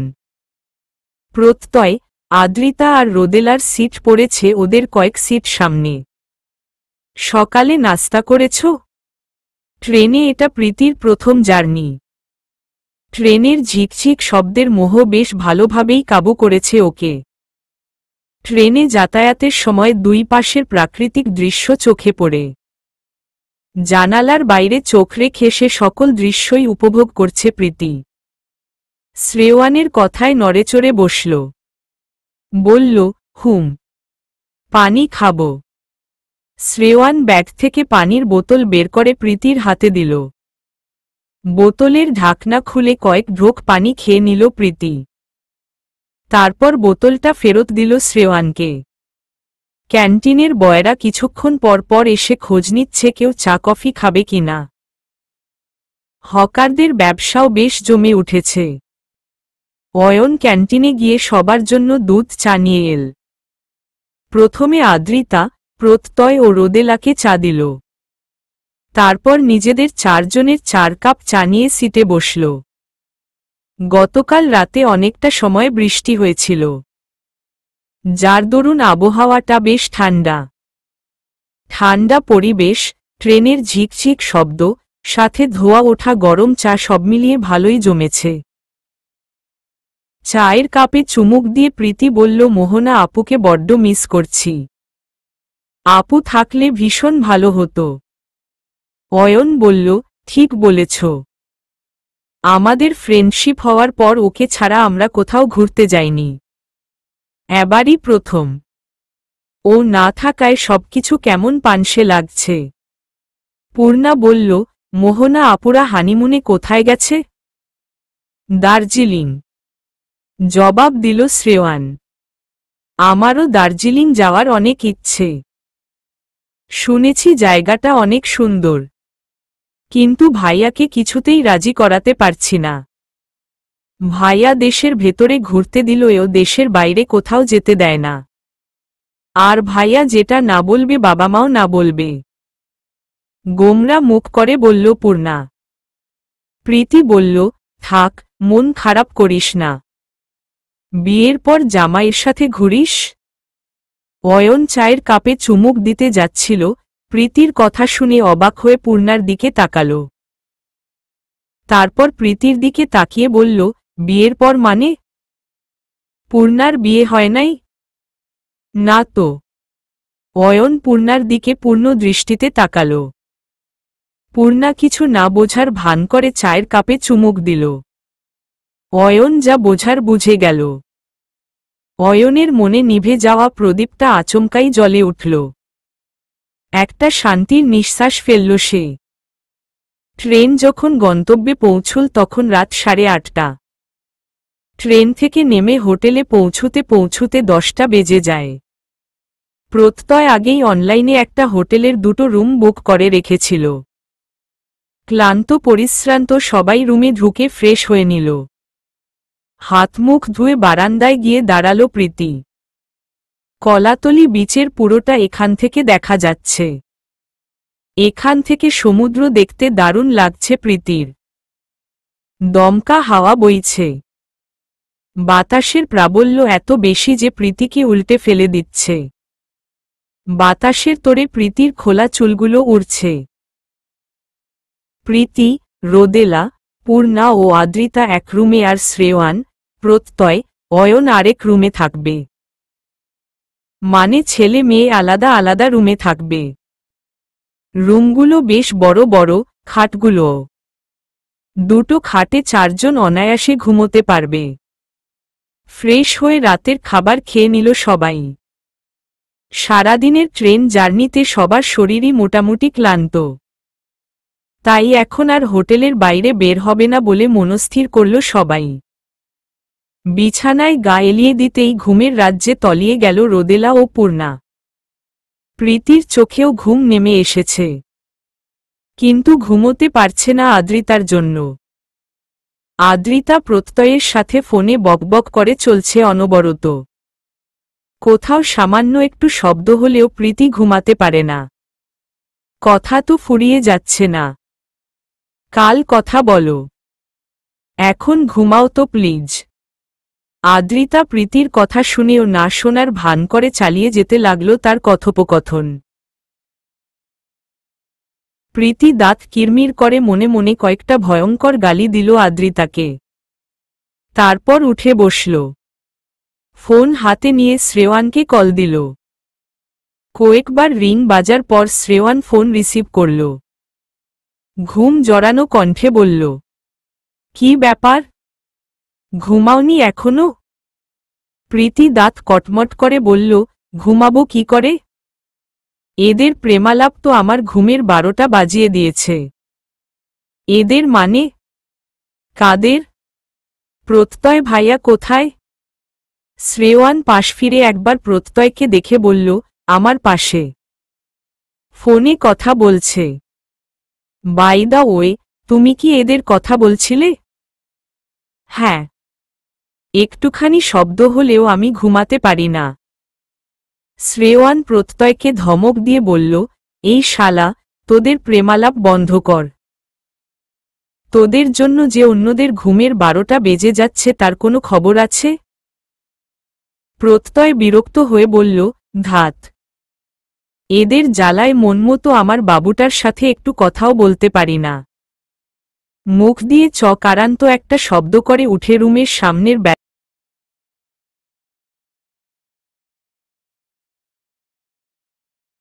প্রত্যয় কথা থেমে নেই।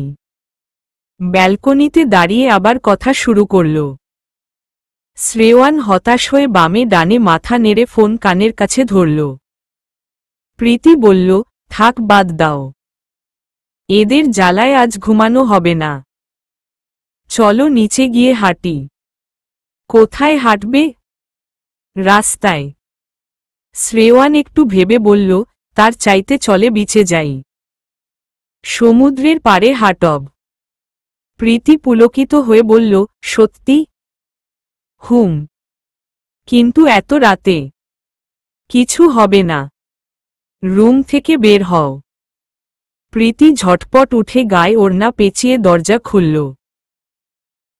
দরজাটা ভেজিয়ে পাশে তাকাতেই দেখল শ্রেয়ান গায়ে জ্যাকেট জোড়াতে জোড়াতে বের হচ্ছে। প্রীতিকে দেখে একটা হাসি দিয়ে বলল, চলো। তুমি ঘুমিয়েছিলে? একটু চোখটা লেগে এসেছিল।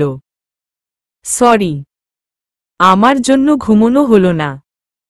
শ্রেয়ান প্রীতির গাল টেনে দিয়ে বলল, ঘুমালে তো তোমার সাথে এখন সময় কাটানোর ভালো সুযোগটা পেতাম না।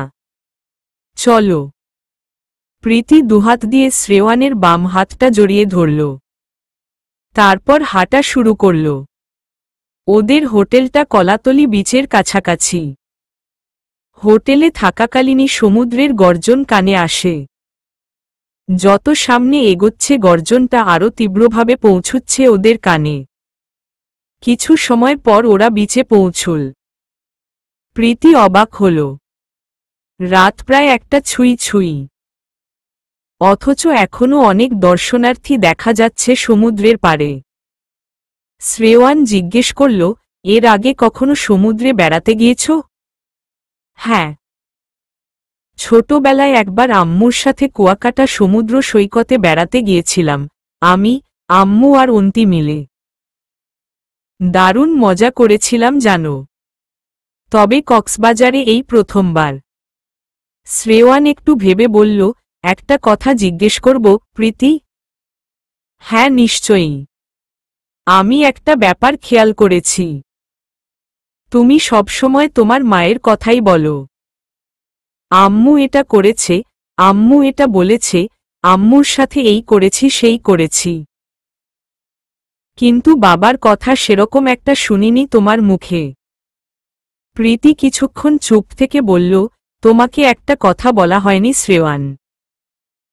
কি কথা? প্রীতি একটা দীর্ঘশ্বাস ফেলে বলল, আমার আব্বু আম্মু একসাথে থাকে না। একসাথে থাকে না মানে? ব্রোকেন ফ্যামিলির সন্তান আমরা। আব্বু অস্ট্রেলিয়া থাকে, আম্মু বাংলাদেশে। দুজনের মধ্যে কোনো যোগাযোগ নেই। কেবল কাগজে কলমে ডিভোর্স হয়নি তাদের। জানো শ্রেয়ান, ছোটবেলা থেকে আমি আর আমার বোন বাবা মাকে একসাথে কাছে পাইনি কখনো। আব্বুর আদর স্নেহ পাওয়ার সুযোগও হয়নি। আমি আব্বুর কথা তেমন বলি না কারণ আমার স্মৃতি ঘরে আব্বুকে নিয়ে তেমন কিছুই সংরক্ষিত নেই। শুধু ফোনে আব্বুর সাথে কথা হয়, এ পর্যন্তই। কিন্তু আন্টি আঙ্কেলের মধ্যে হয়েছিল কি? সীমাহীন সমুদ্রের বুকে শুধু জল আর জল। কোথাও দিগন্তের দেখা নেই। বিকট শব্দে গর্জন তুলে বিশাল ঢেউ এসে আছড়ে পড়ছে তীরে। মাথায় রূপোর মুকুট পরে যেন বিশাল এক একটি জলরাশি আছড়ে পড়ছে বালুকাবেলায়। একটি ঢেউ মিলিয়ে যেতেই আরেকটি ঢেউ আছড়ে পড়ছে তীরে। প্রচণ্ড গর্জনে ছুটে আসা সেই জলরাশির সৌন্দর্য মুগ্ধ হবার মতোই বটে। তবে আপাতত সেই মুগ্ধতা নেই প্রীতির চোখে। সেখানে ভর করেছে একরাশ বিষণ্ণতা। বিশাল জলরাশির দিকে তাকিয়ে প্রীতি সংক্ষেপে সবটা বলল শ্রেয়ানকে। শ্রেয়ান মন দিয়ে সবটা শুনল। একটা টু শব্দও করেনি মাঝখানে। প্রীতি বলল, কাহিনীটা অনেকটা সিনেমার মতন, তাই না? আসলে আমাদের বাস্তব জীবনে ঘটা কিছু কিছু ঘটনা সিনেমাকেও হার মানিয়ে দেয়। আমি বলবো, এখানে শতভাগ দোষ আঙ্কেলের। একটা মেয়ে নিজের ধর্ম বিসর্জন দিয়ে নিজের পরিবার ত্যাগ করে ছেলেটার হাত ধরল। অথচ মেয়েটা বিয়ের পর ছেলেটার কাছ থেকে না পেল সাপোর্ট, না পেল যথেষ্ট মর্যাদা। আঙ্কেলের উচিত ছিল আন্টির পাশে থাকা, আন্টির ভরসার জায়গা হওয়া। অথচ তিনি যেটা করেছেন সেটা কাপুরুষতার শামিল। আঙ্কেল এটা মোটেও ঠিক করেননি। আমি জানি আম্মুর জায়গায় যে কোনো মেয়ে থাকলে এমনটাই করত। বুঝি সবটাই, কিন্তু মন তো মানে না। ওই মানুষটা যে আমার বাবা, আমার রক্ত। তাকে ছাড়া থাকতে কষ্ট হয় না বলো? খুব ইচ্ছে করে আব্বুকে একটু ছুঁয়ে দিতে, আব্বুর বুকে মুখ গুজে কাঁদতে, কিন্তু পারি না। আম্মু যতই আদর ভালোবাসা দিক, আব্বুর স্নেহের জায়গাটা আম্মু কখনোই নিতে পারবে না। শ্রেয়ান দীর্ঘশ্বাস ফেলে বলল, আঙ্কেল আর চেষ্টা করেনি আন্টির মান ভাঙানোর? চেষ্টা তো অনেক করেছিল, ক্ষমাও চেয়েছে অসংখ্যবার, কিন্তু আম্মুর রাগের পাহাড় গলাতে পারেনি। একটা সময় পর তিক্ত হয়ে আব্বু চলে গিয়েছিল অস্ট্রেলিয়া। তারপর থেকে আব্বুও আর কখনো আম্মুর মুখোমুখি হয়নি। তোমার বোন প্রিয়ন্তীও নাকি অস্ট্রেলিয়া থাকে? ও কি আঙ্কেলের কাছেই থাকে, নাকি অন্য কোথাও? আব্বুর কাছে। আব্বুর সাথে আমাদের সম্পর্ক স্বাভাবিক। বাবা মেয়ের সম্পর্কে আম্মু বাধা দেয়নি কখনো। শুধু নিজেকে গুটিয়ে নিয়েছে আব্বুর কাছ থেকে। যা হোক, চলো এবার হোটেলে ফিরে যাই। শ্রেয়ান বুঝল প্রীতির মন খারাপ হয়ে গেছে। এখন ওর মন ভালো করার জন্য কিছু একটা করতে হবে। শ্রেয়ান বুঝল প্রীতির মনটা বিষণ্ণতায় ছেয়ে গেছে। এখন প্রীতির মন ভালো করা দরকার। সে বলল, ফিরব কেন? সমুদ্রের জলে পা ভেজাবে না? উহু, ভালো লাগছে না। ভালো লাগবে, এসো তো। শ্রেয়ান প্রীতির হাত টেনে সামনে এগোয় বলল, জুতা খুলে এখানে রাখো। প্রীতি জুতা খুলে একপাশে রাখল। শ্রেয়ানও জুতা খুলে প্রীতির হাত ধরে আরো সামনে এগোল। সমুদ্রের পানিতে পা ভেজাল দুজন। বড় বড় ঢেউ এসে আছড়ে পড়ছে ওদের পায়ের কাছে। ঢেউগুলো যখন ফিরে যায় তখন পায়ের তলা থেকে ধীরে ধীরে বালু সরে যায়। প্রীতির দারুণ লেগেছিল তখন। মনের বিষণ্ণতা কেটে গিয়ে সেখানে উকি দিল এক টুকরো প্রশান্তি। অনেকটা সময় পেরিয়ে যাওয়ার পর শ্রেয়ান বলল, হোটেলে ফিরবে নাকি আরও থাকবে? প্রীতি বলল, আমার তো দারুণ লাগছে, আরেকটু থাকি প্লিজ। শ্রেয়ান হেসে বলল, ঠিক আছে, চলো হাঁটি। হুম। বালু থেকে কুড়িয়ে দুজনের জুতোগুলো এক হাতে নিল শ্রেয়ান, অন্য হাতে প্রীতির একটা হাত চেপে ধরল। তারপর হাঁটতে লাগল সমুদ্রের তীর ঘেঁষে। প্রীতি মাথাটা এলিয়ে দিল শ্রেয়ানের কাঁধে। ভেজা বালুর উপর খালি পায়ে হাঁটতে অসম্ভব ভালো লাগছে প্রীতির। প্রীতি বলল, তোমাকে আরেকটা কথা বলা হয়নি। কি? অন্তি আমার যমজ বোন। কি? তোমরা যমজ? হুম। তুমি আমাদের দেখলে একদমই আলাদা করতে পারবে না। বুঝবেই না কোনোটা আমি আর কোনোটা অন্তি। তাই নাকি? হুম। আমার সেটা মনে হয় না। কোনোটা? এই তোমাদের আলাদা করার ব্যাপারটা। তোমার মতো দেখতে 10টা মেয়ে একসাথে থাকলেও আমি ঠিকই তাদের মধ্যে থেকে তোমাকে খুঁজে নেব। তোমার শ্বাস প্রশ্বাসই আমাকে চিনিয়ে দেবে আমার প্রীতিকে। প্রীতি শ্রেয়ানের চোখের দিকে তাকাল। মাথার উপর সুবিশাল আকাশটায় জ্বলজ্বল করছে রূপোর থালার মতন চাঁদটি। আকাশের কপালে চাঁদটা রূপোর টিপের মতন লাগছে। চাঁদের আলো ঢেউ খেলে যাচ্ছে সমুদ্রের জলে। সেই সাথে ঢেউ খেলছে শ্রেয়ানের দু চোখের সমুদ্রে। প্রীতি দেখতে পাচ্ছে শ্রেয়ানের চোখে তার জন্য সীমাহীন ভালোবাসার উত্তাল সমুদ্র। এই ভালোবাসায় প্রীতি হারিয়ে যাচ্ছে একটু একটু করে। সে আবেগঘন গলায় বলল, একটা কথা বলবো শ্রেয়ান?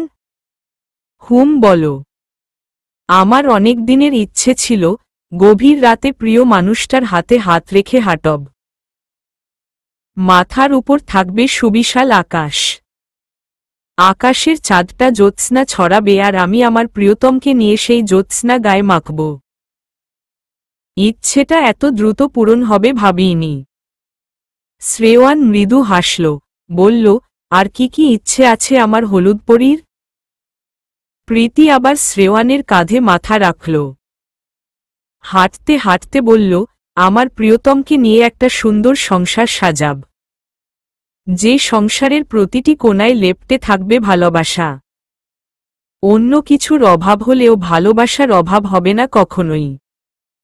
তারপর আমাদের ঘর আলো করে আসবে একটা ছোট্ট পরী। তার ছোট ছোট কোমল হাত পা থাকবে। তার তুলতুলে নরম শরীরটা আমি ছুঁব। ইস, কবে আসবে সেই দিনটা? বলো না শ্রেয়ান। শ্রেয়ান কিছু বলল না, কেবল অপলক তাকিয়ে রইল প্রীতির হাস্যোজ্জ্বল মুখটার দিকে। খুব ভোরে ঘুম থেকে উঠল সবাই, কেবল আদ্রিতা ছাড়া। রাত জেগে প্রেমালাপ করে এখন ঘুমোচ্ছে মরার মতন। প্রত্যয় অবশ্য আগেই উঠে গেছে। প্রীতি আর শ্রেয়ান জেগেই ছিল। প্রায় শেষ রাতে ওরা হোটেলে ফিরেছিল। তারপর আর ঘুম নামেনি দুজনের কারো চোখেই।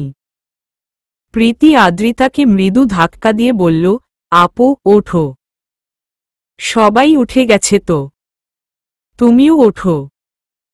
আদ্রিতা প্রীতির হাতটা সরিয়ে দিয়ে ঘুম জড়ানো কণ্ঠে বলল, আহ প্রীতি, বিরক্ত করো না তো, ঘুমাতে দাও। রোদেলা বলল, তুমি ঘুমায় থাকো, ওদিকে সূর্য উঠে যাক। কক্সবাজার আইসা যদি সূর্যোদয় না দেখলাম তাইলে এইখানে ঘুরতে আসছি কেন? দরজাটা ভেজানো ছিল। হুড়মুড় করে রুমে ঢুকল 3 বন্ধু। প্রত্যয় আদ্রিতাকে ঘুমানো দেখে বলল, এ কি? আমার জানটা এখনো ওঠে নাই। রোদেলা বিরক্তি নিয়ে বলল, সকাল সকালবার লুতুপুতু না কইরা ওরে জাগা। বিচে কি সূর্য ওঠার পরে যাব? না না, জাগাচ্ছি। তারপর আদ্রিতার কাছে গিয়ে বলল, এই জান ওঠ। আমরা সবাই এখন বের হব তো। ওঠ না প্লিজ। আদ্রিতা ঝাঁঝালো গলায় বলল, কি হইছে? সমস্যা কি? বারবার বিরক্ত করো কেন আমারে? প্রত্যয় মিয়ে যাওয়া গলায় বলল, না মানে, সূর্যটা উঠে যাবে তো। এখন না গেলে সূর্যোদয় দেখতে পাব না। যাও যেখানে খুশি, আমারে জ্বালাও না। ঠিক আছে যান, তুমি ঘুমাও। আদ্রিতা উঠলি না। তাই বাধ্য হয়ে ওকে ভেতরে রেখেই বাইরে দরজায় তালা মেরে সবাই বেরিয়ে গেল বিচের উদ্দেশ্যে। অন্ধকারের চাদরটা এখনো আবৃত করে রেখেছে প্রকৃতিকে। চাদরটা পাতলা হতে লাগবে আরও কিছু সময়। ততক্ষণে সমুদ্র তীরে পৌঁছাতে হবে ওদের। হোটেলের সিঁড়ি ভেঙে নামতে নামতে মাথার এলোমেলো খোলা চুলগুলো হাতে পেঁচিয়ে হাত খোপা করে নিল প্রীতি। তারপর পাশে তাকাতেই চোখ পড়ল শ্রেয়ানের চোখে। শ্রেয়ান মুগ্ধ দৃষ্টিতে তাকিয়ে আছে তার দিকেই। প্রীতি একটু গলা খাকারি দিয়ে শ্রেয়ানের পাশ ঘেঁষে দাঁড়াল। গলা খাদে নামিয়ে বলল, আমরা যখন বিচে পৌঁছে যাব তখন আমায় মন ভরে দেখে নিও, কেমন? হাঁটতে হাঁটতে দেখো না, হোঁচট খেয়ে মুখ থুবড়ে পড়ে যাবে। শ্রেয়ান হেসে বলল, হোঁচট তো সেই কবেই খেয়েছি। তোমার প্রেমেতে। কলাতলি সমুদ্রে পৌঁছনোর অল্প কিছুক্ষণ পরেই ওদের চোখে ধরা দিল সেই আকর্ষণীয় দৃশ্যটি। ভোরের আকাশে পূব পাহাড়ের পেছনে থেকে বেরিয়ে এল কাঁসার থালার মতন রক্তিম সূর্যটা। প্রীতি মায়ের সাথে যখন কুয়াকাটা গিয়েছিল তখন ও ছিল খুব ছোট। তখনকার স্মৃতি বলতে গেলে মনেই নেই ওর। তাই সূর্যোদয় দেখাটা ওর কাছে অনেকটাই নতুন। সূর্যোদয়ের এই অপূর্ব রূপ দেখে পুলকিত হচ্ছে প্রীতি। তার চোখে মুখে উপচে পড়ছে মুগ্ধতা, উচ্ছ্বাস এবং খুশি। স্রষ্টার সৃষ্টি কতই না সুন্দর, কতই না মণিমুগ্ধকর। সূর্যোদয় দেখে বিচে কিছুক্ষণ হাঁটাহাঁটি করে হোটেলে ফেরে ওরা। ছেলেরা তাদের রুমে চলে যায়। রোদেলা, পূর্ণা আর প্রীতি রুমে ঢুকে দেখে আদ্রিতা তখনও ঘুমে কাদা। ওরা দুজন মিলে জোর করে টেনে তোলে আদ্রিতাকে। প্রীতি গোসল সেরে বিছানায় এসে বসে। ফ্যান ছেড়ে চুলগুলো ছড়িয়ে দেয় পিঠময়। প্রীতির চুল বড় না হলেও বেশ মোটা এবং মসৃণ। কাল এখানে আসার পর মা অথবা প্রিয়ন্তী কারো সাথেই কথা হয়নি প্রীতির। গতকাল বাসের মধ্যে প্রিয়ন্তীর সাথে একবার কথা হয়েছে অবশ্য। এখন একবার কল না দিলই নয়। বাংলাদেশে এখন সকাল ৮টা। সেই হিসেবে সিডনিতে এখন দুপুর ১টা। আজ তো রবিবার। প্রিয়ন্তীর ক্লাস নেই। কল দেয়া যেতেই পারে। ভাবতে ভাবতে কল করতে যাবে সেই মুহূর্তেই প্রিয়ন্তীর কল আসল। প্রীতি কল রিসিভ করে বলল, আমি তোকে ফোন দেব ভেবে ফোনটা হাতে নিলাম, আর তুই কল দিলই। ঘোরাঘুরি কেমন চলছে? এলাম তো কাল রাতে। ঘোরার সময়টা বা পাইলাম কই? যা হোক, কি করছিস? একটা পেতনির সাথে কথা বলছি। কথাটা বুঝতে প্রীতির কিছুটা সময় লাগল। বুঝতে পেরে বলল, আমি পেতনি হলে তুইও তাই। আমরা দুজন কিন্তু একই রকম দেখতে, তাই এসব বলে পার পাবি না। প্রিয়ন্তী হাসল। তারপর বলল, আম্মুর সাথে কথা হয়েছে? না, বলবো একটু পর। আব্বু কেমন আছে? ভালো। নাস্তা করেছিস? না, করব একটু পর। আচ্ছা তাহলে ঘোরাঘুরি কর। ছবিটবি তুলে পাঠিয়ে দিস। রাখছি এখন। হুম, এখন রাখছি। I love you. I love you too. Bye. সকালে আদ্রিতা ছাড়া সবাই খেল ধোয়া ওঠা গরম ভাত, সাথে রূপচাঁদা মাছ আর শুটকি ভর্তা। আদ্রিতা খেল পরোটা, ভাজি আর ডিম অমলেট। 4 ঘন্টার জন্য 3টে বাইক ভাড়া করল ওরা। শ্রেয়ান, প্রত্যয়, অয়ন 3জনই বাইক চালাতে পারে। শ্রেয়ান প্রীতিকে নিয়ে এক বাইকে উঠল, অয়ন আর রোদেলা এক বাইকে এবং প্রত্যয় আদ্রিতা ও পূর্ণাকে নিয়ে এক বাইকে। উদ্দেশ্য ইনানি সৈকত যাওয়া। সৈকত সংলগ্ন এলাকাগুলোর মধ্যে ইনানি সমুদ্র সৈকত অন্যতম। পরিষ্কার পানির জন্য জায়গাটি পর্যটকদের কাছে সমুদ্র স্নানের জন্য উৎকৃষ্ট বলে বিবেচিত। রোদচশমা চোখে লাগিয়ে ডেকচেয়ারে শুয়ে কানে ইয়ারফোন গুঁজে মোবাইলে গান শুনছে আদ্রিতা। বাকি সবাই সমুদ্রের ঢেউয়ের সাথে উল্লাসে মেতেছে। আদ্রিতাকে জোর করেও সমুদ্রে নামাতে পারেনি। কোমর সমান পানিতে দাঁড়িয়ে আছে প্রীতি, পূর্ণা ও রোদেলা।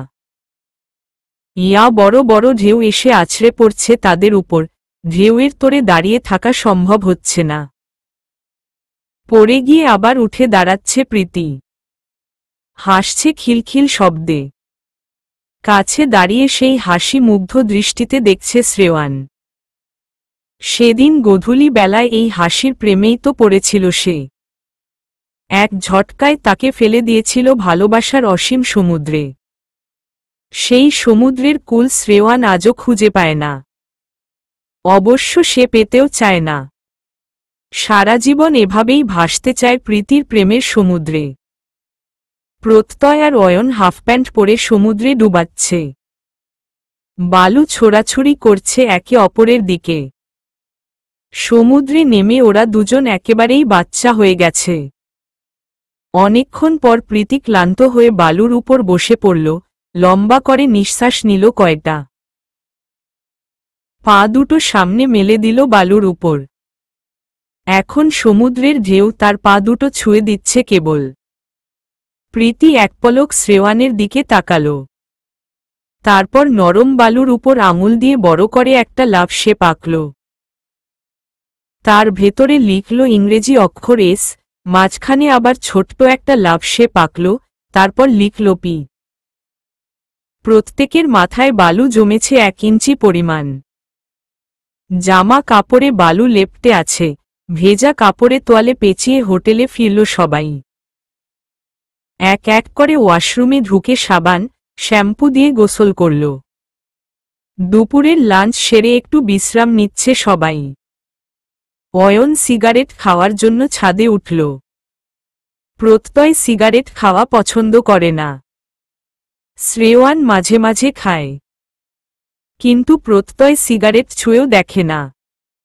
শ্রেয়ান বা অয়নকেও তার সামনে খেতে দেয় না। তাই প্রত্যয়কে লুকিয়ে খাওয়ার জন্যই ছাদে উঠেছে অয়ন। জ্বলন্ত সিগারেটে একটান দিয়ে আয়েশ করে ধোঁয়া ছাড়ল অয়ন। তারপর সামনে তাকাতেই দেখল বুকের সাথে দুহাত ভাঁজ করে ছাদের এক কোণায় দাঁড়িয়ে আছে পূর্ণা। অয়ন এগিয়ে গেল, দাঁড়াল পূর্ণার পাশে। এই কাঠফাটা রোদের মধ্যে একা একা দাঁড়িয়ে কি করছো? কিছু না, এমনি। অয়ন সিগারেটে একটা টান দিয়ে ফেলে দিল সিগারেটটা। তারপর প্যান্টের পকেটে দুহাত পুরে দিয়ে বলল, তুমি আমায় মিথ্যে বললে কেন? পূর্ণা বুঝেও না বোঝার ভান করে বলল, কোনোটা বুঝতে পারছ না? তোমরা মেয়েরা ন্যাকামিটা ভালোই পারো। পূর্ণা ঠোঁট টিপে হেসে বলল, আচ্ছা এখন তো জানলেন আমার বিয়ে হয়নি। তো কি হয়েছে তাতে? হয়নি, হতেও পারে। কি হবে? অয়ন মুখে কিছু বলল না। পূর্ণার দিকে তাকিয়ে ফিচেল হাসল কেবল। পূর্ণা ছোট্ট একটা নিঃশ্বাস ফেলে বলল, আমার একটা অ্যাফেয়ার ছিল। কথাটা গিয়ে বিঁধল অয়নের বুকে। সে চোখ নামিয়ে নিল। পরক্ষণেই উৎসুক দৃষ্টিতে তাকালো পূর্ণার দিকে। বলল, ছিল মানে? এখন নেই? না, 5 মাসের রিলেশন ছিল আমাদের। মাত্র 5 মাসেই জিসানের প্রতি অনেকটা দুর্বল হয়ে পড়েছিলাম। বেশ উথাল পাথাল প্রেম ছিল আমাদের মধ্যে। ওর সাথে ঘুরতে যেতাম, রাত জেগে প্রেমালাপ করতাম। আরও কত কি। তারপর হঠাৎ একদিন জিসান ফোন করে জানালো সে বিয়ে করে ফেলেছে। জানতে চেয়েছিলাম সে আমার সাথে এমন করেছে কেন? আমার দিক থেকে কোনো ভুল ছিল কিনা? না, এর কোনো উত্তর জিসান দেয়নি। ফোন কেটে সুইচ অফ করে রেখেছিল। এরপর অনেকবার ওর ফোনে ট্রাই করেছি। লাভ হয়নি। যতবার কল দিয়েছি ততবারই বন্ধ পেয়েছি। এরপর আমিও আর চেষ্টা করিনি জিসানের সাথে যোগাযোগ করার। পূর্ণার দুঃখের কাহিনী শুনে অয়নের দুঃখ পাবার কথা, কিন্তু না, উল্টো অয়নের মনের সাগরে খেলে গেল স্বস্তি ও প্রশান্তির ঢেউ। সে প্রশ্ন করল, এখনো ভালোবাসো জিসানকে? উহু, ওর প্রতারণা, ওর প্রতি আমার ভালোবাসাও মুছে দিয়েছে। এখন আর ওকে খুব একটা মনে পড়ে না আমার। সেই ঘাটতি জায়গাটুকু যদি কেউ দখল করতে চায় তাকে সেই সুযোগটা দেবে। সেই কেউটাকে আপনি বুঝতেই তো পারছ। আবার জিজ্ঞেস করছো কেন? আসলে একবার ঠকেছি তো, তাই এখন আর কাউকে বিশ্বাস করতে মন সায় দেয় না। আমার চোখে চোখ রাখো, দেখো তো চোখের ভাষা বোঝো কি না। পূর্ণা তাচ্ছিল্য হেসে বলল, চোখের ভাষা বুঝার ক্ষমতা আমার নেই। যদি থাকতো তাহলে ঠকতে হতো না।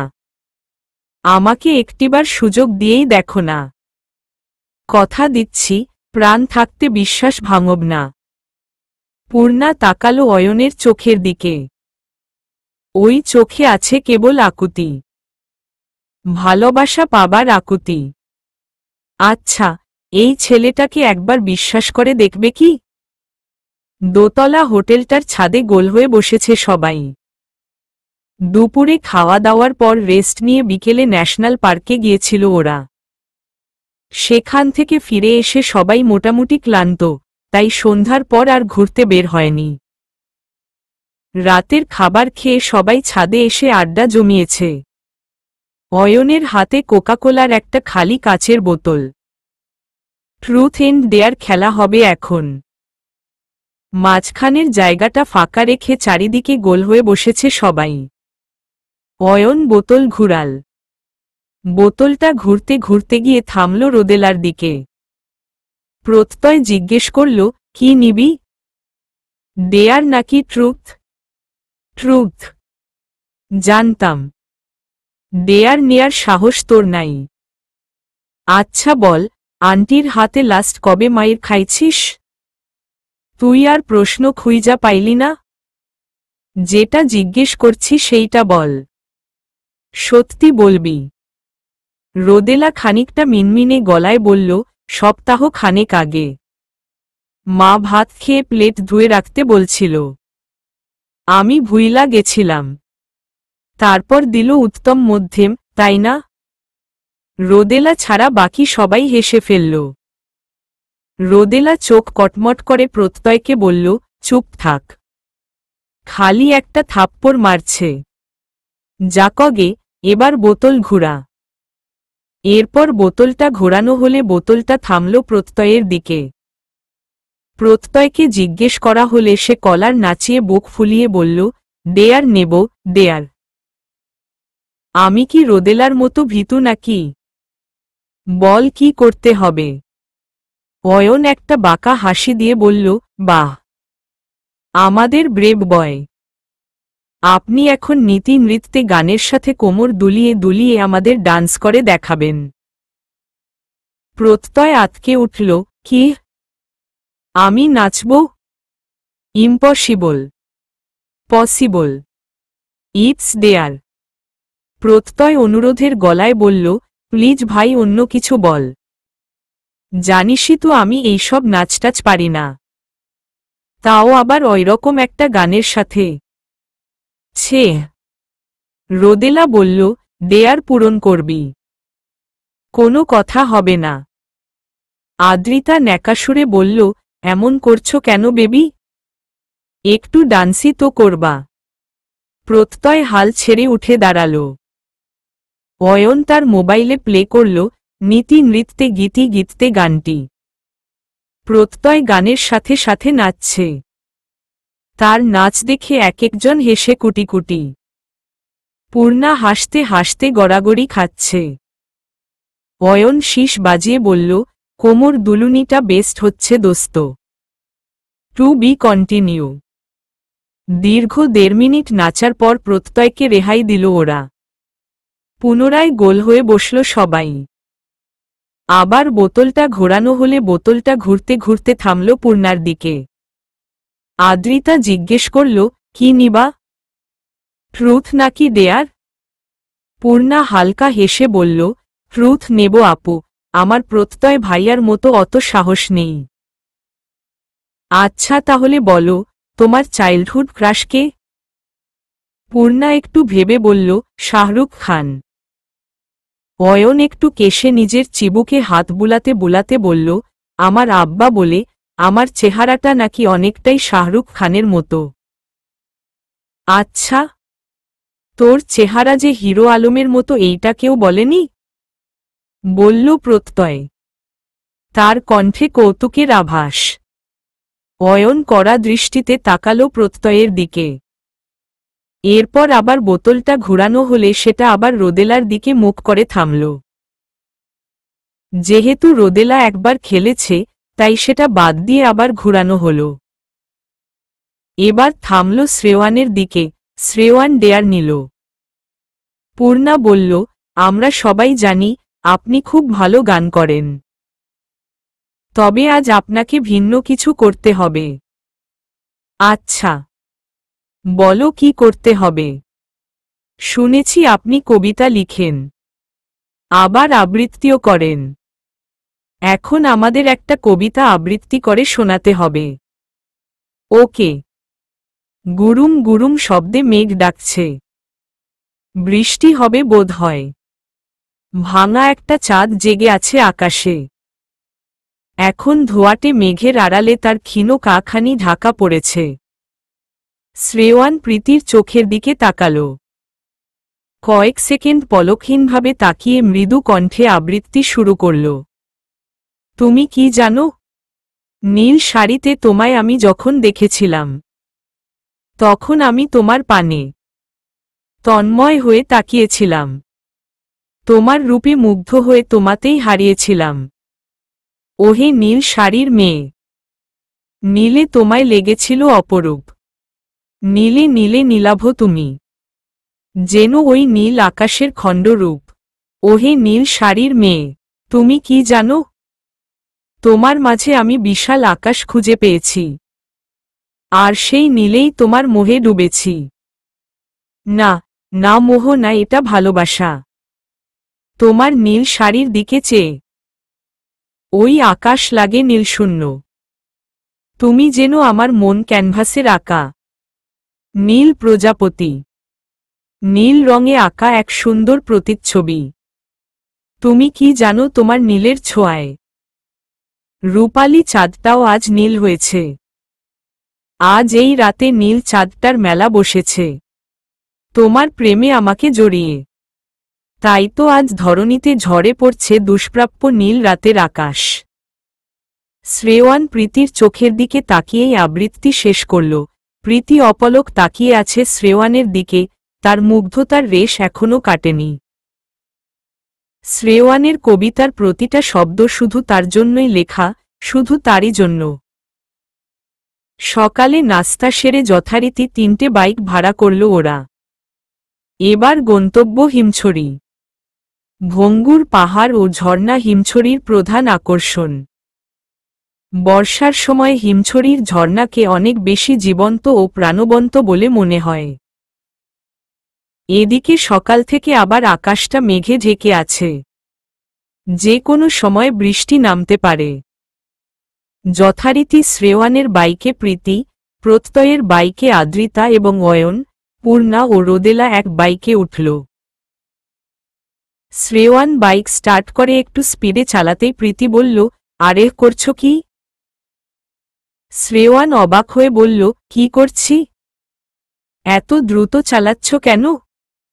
ধীরে ধীরে চালাও, আশপাশের প্রকৃতি দেখতে দেখতে যাব। ওখানে গিয়েই দেখ। আহ, ধীরে চালাও তো। প্রীতি, ওদের বাইক অলরেডি কত দূরে চলে গেছে, আর আমরা এখনো পিছিয়ে আছি। তো কি হয়েছে? তুমি কি প্রতিযোগিতায় নেমেছ যে তোমাকে ওনাদের আগে যেতে হবে? শ্রেয়ান হাল ছেড়ে দিল। এই মেয়ের সাথে তর্কে পারা যাবে না। বাধ্য হয়ে সাইকেলের গতিতে বাইক চালাতে শুরু করল। একটু স্পিড বাড়ালেই প্রীতি বাধা দেয়। শ্রেয়ান মনে মনে কিঞ্চিত বিরক্ত হলেও মুখভঙ্গিতে সেটা প্রকাশ করল না। হিমছড়ি যাওয়ার পথে বামদিকে সবুজ ঘেরা পাহাড় ও ডানদিকে সমুদ্রের নীল জলরাশি মণিমুগ্ধকর দৃশ্য সৃষ্টি করে। প্রীতি মুগ্ধ হয়ে দেখছে।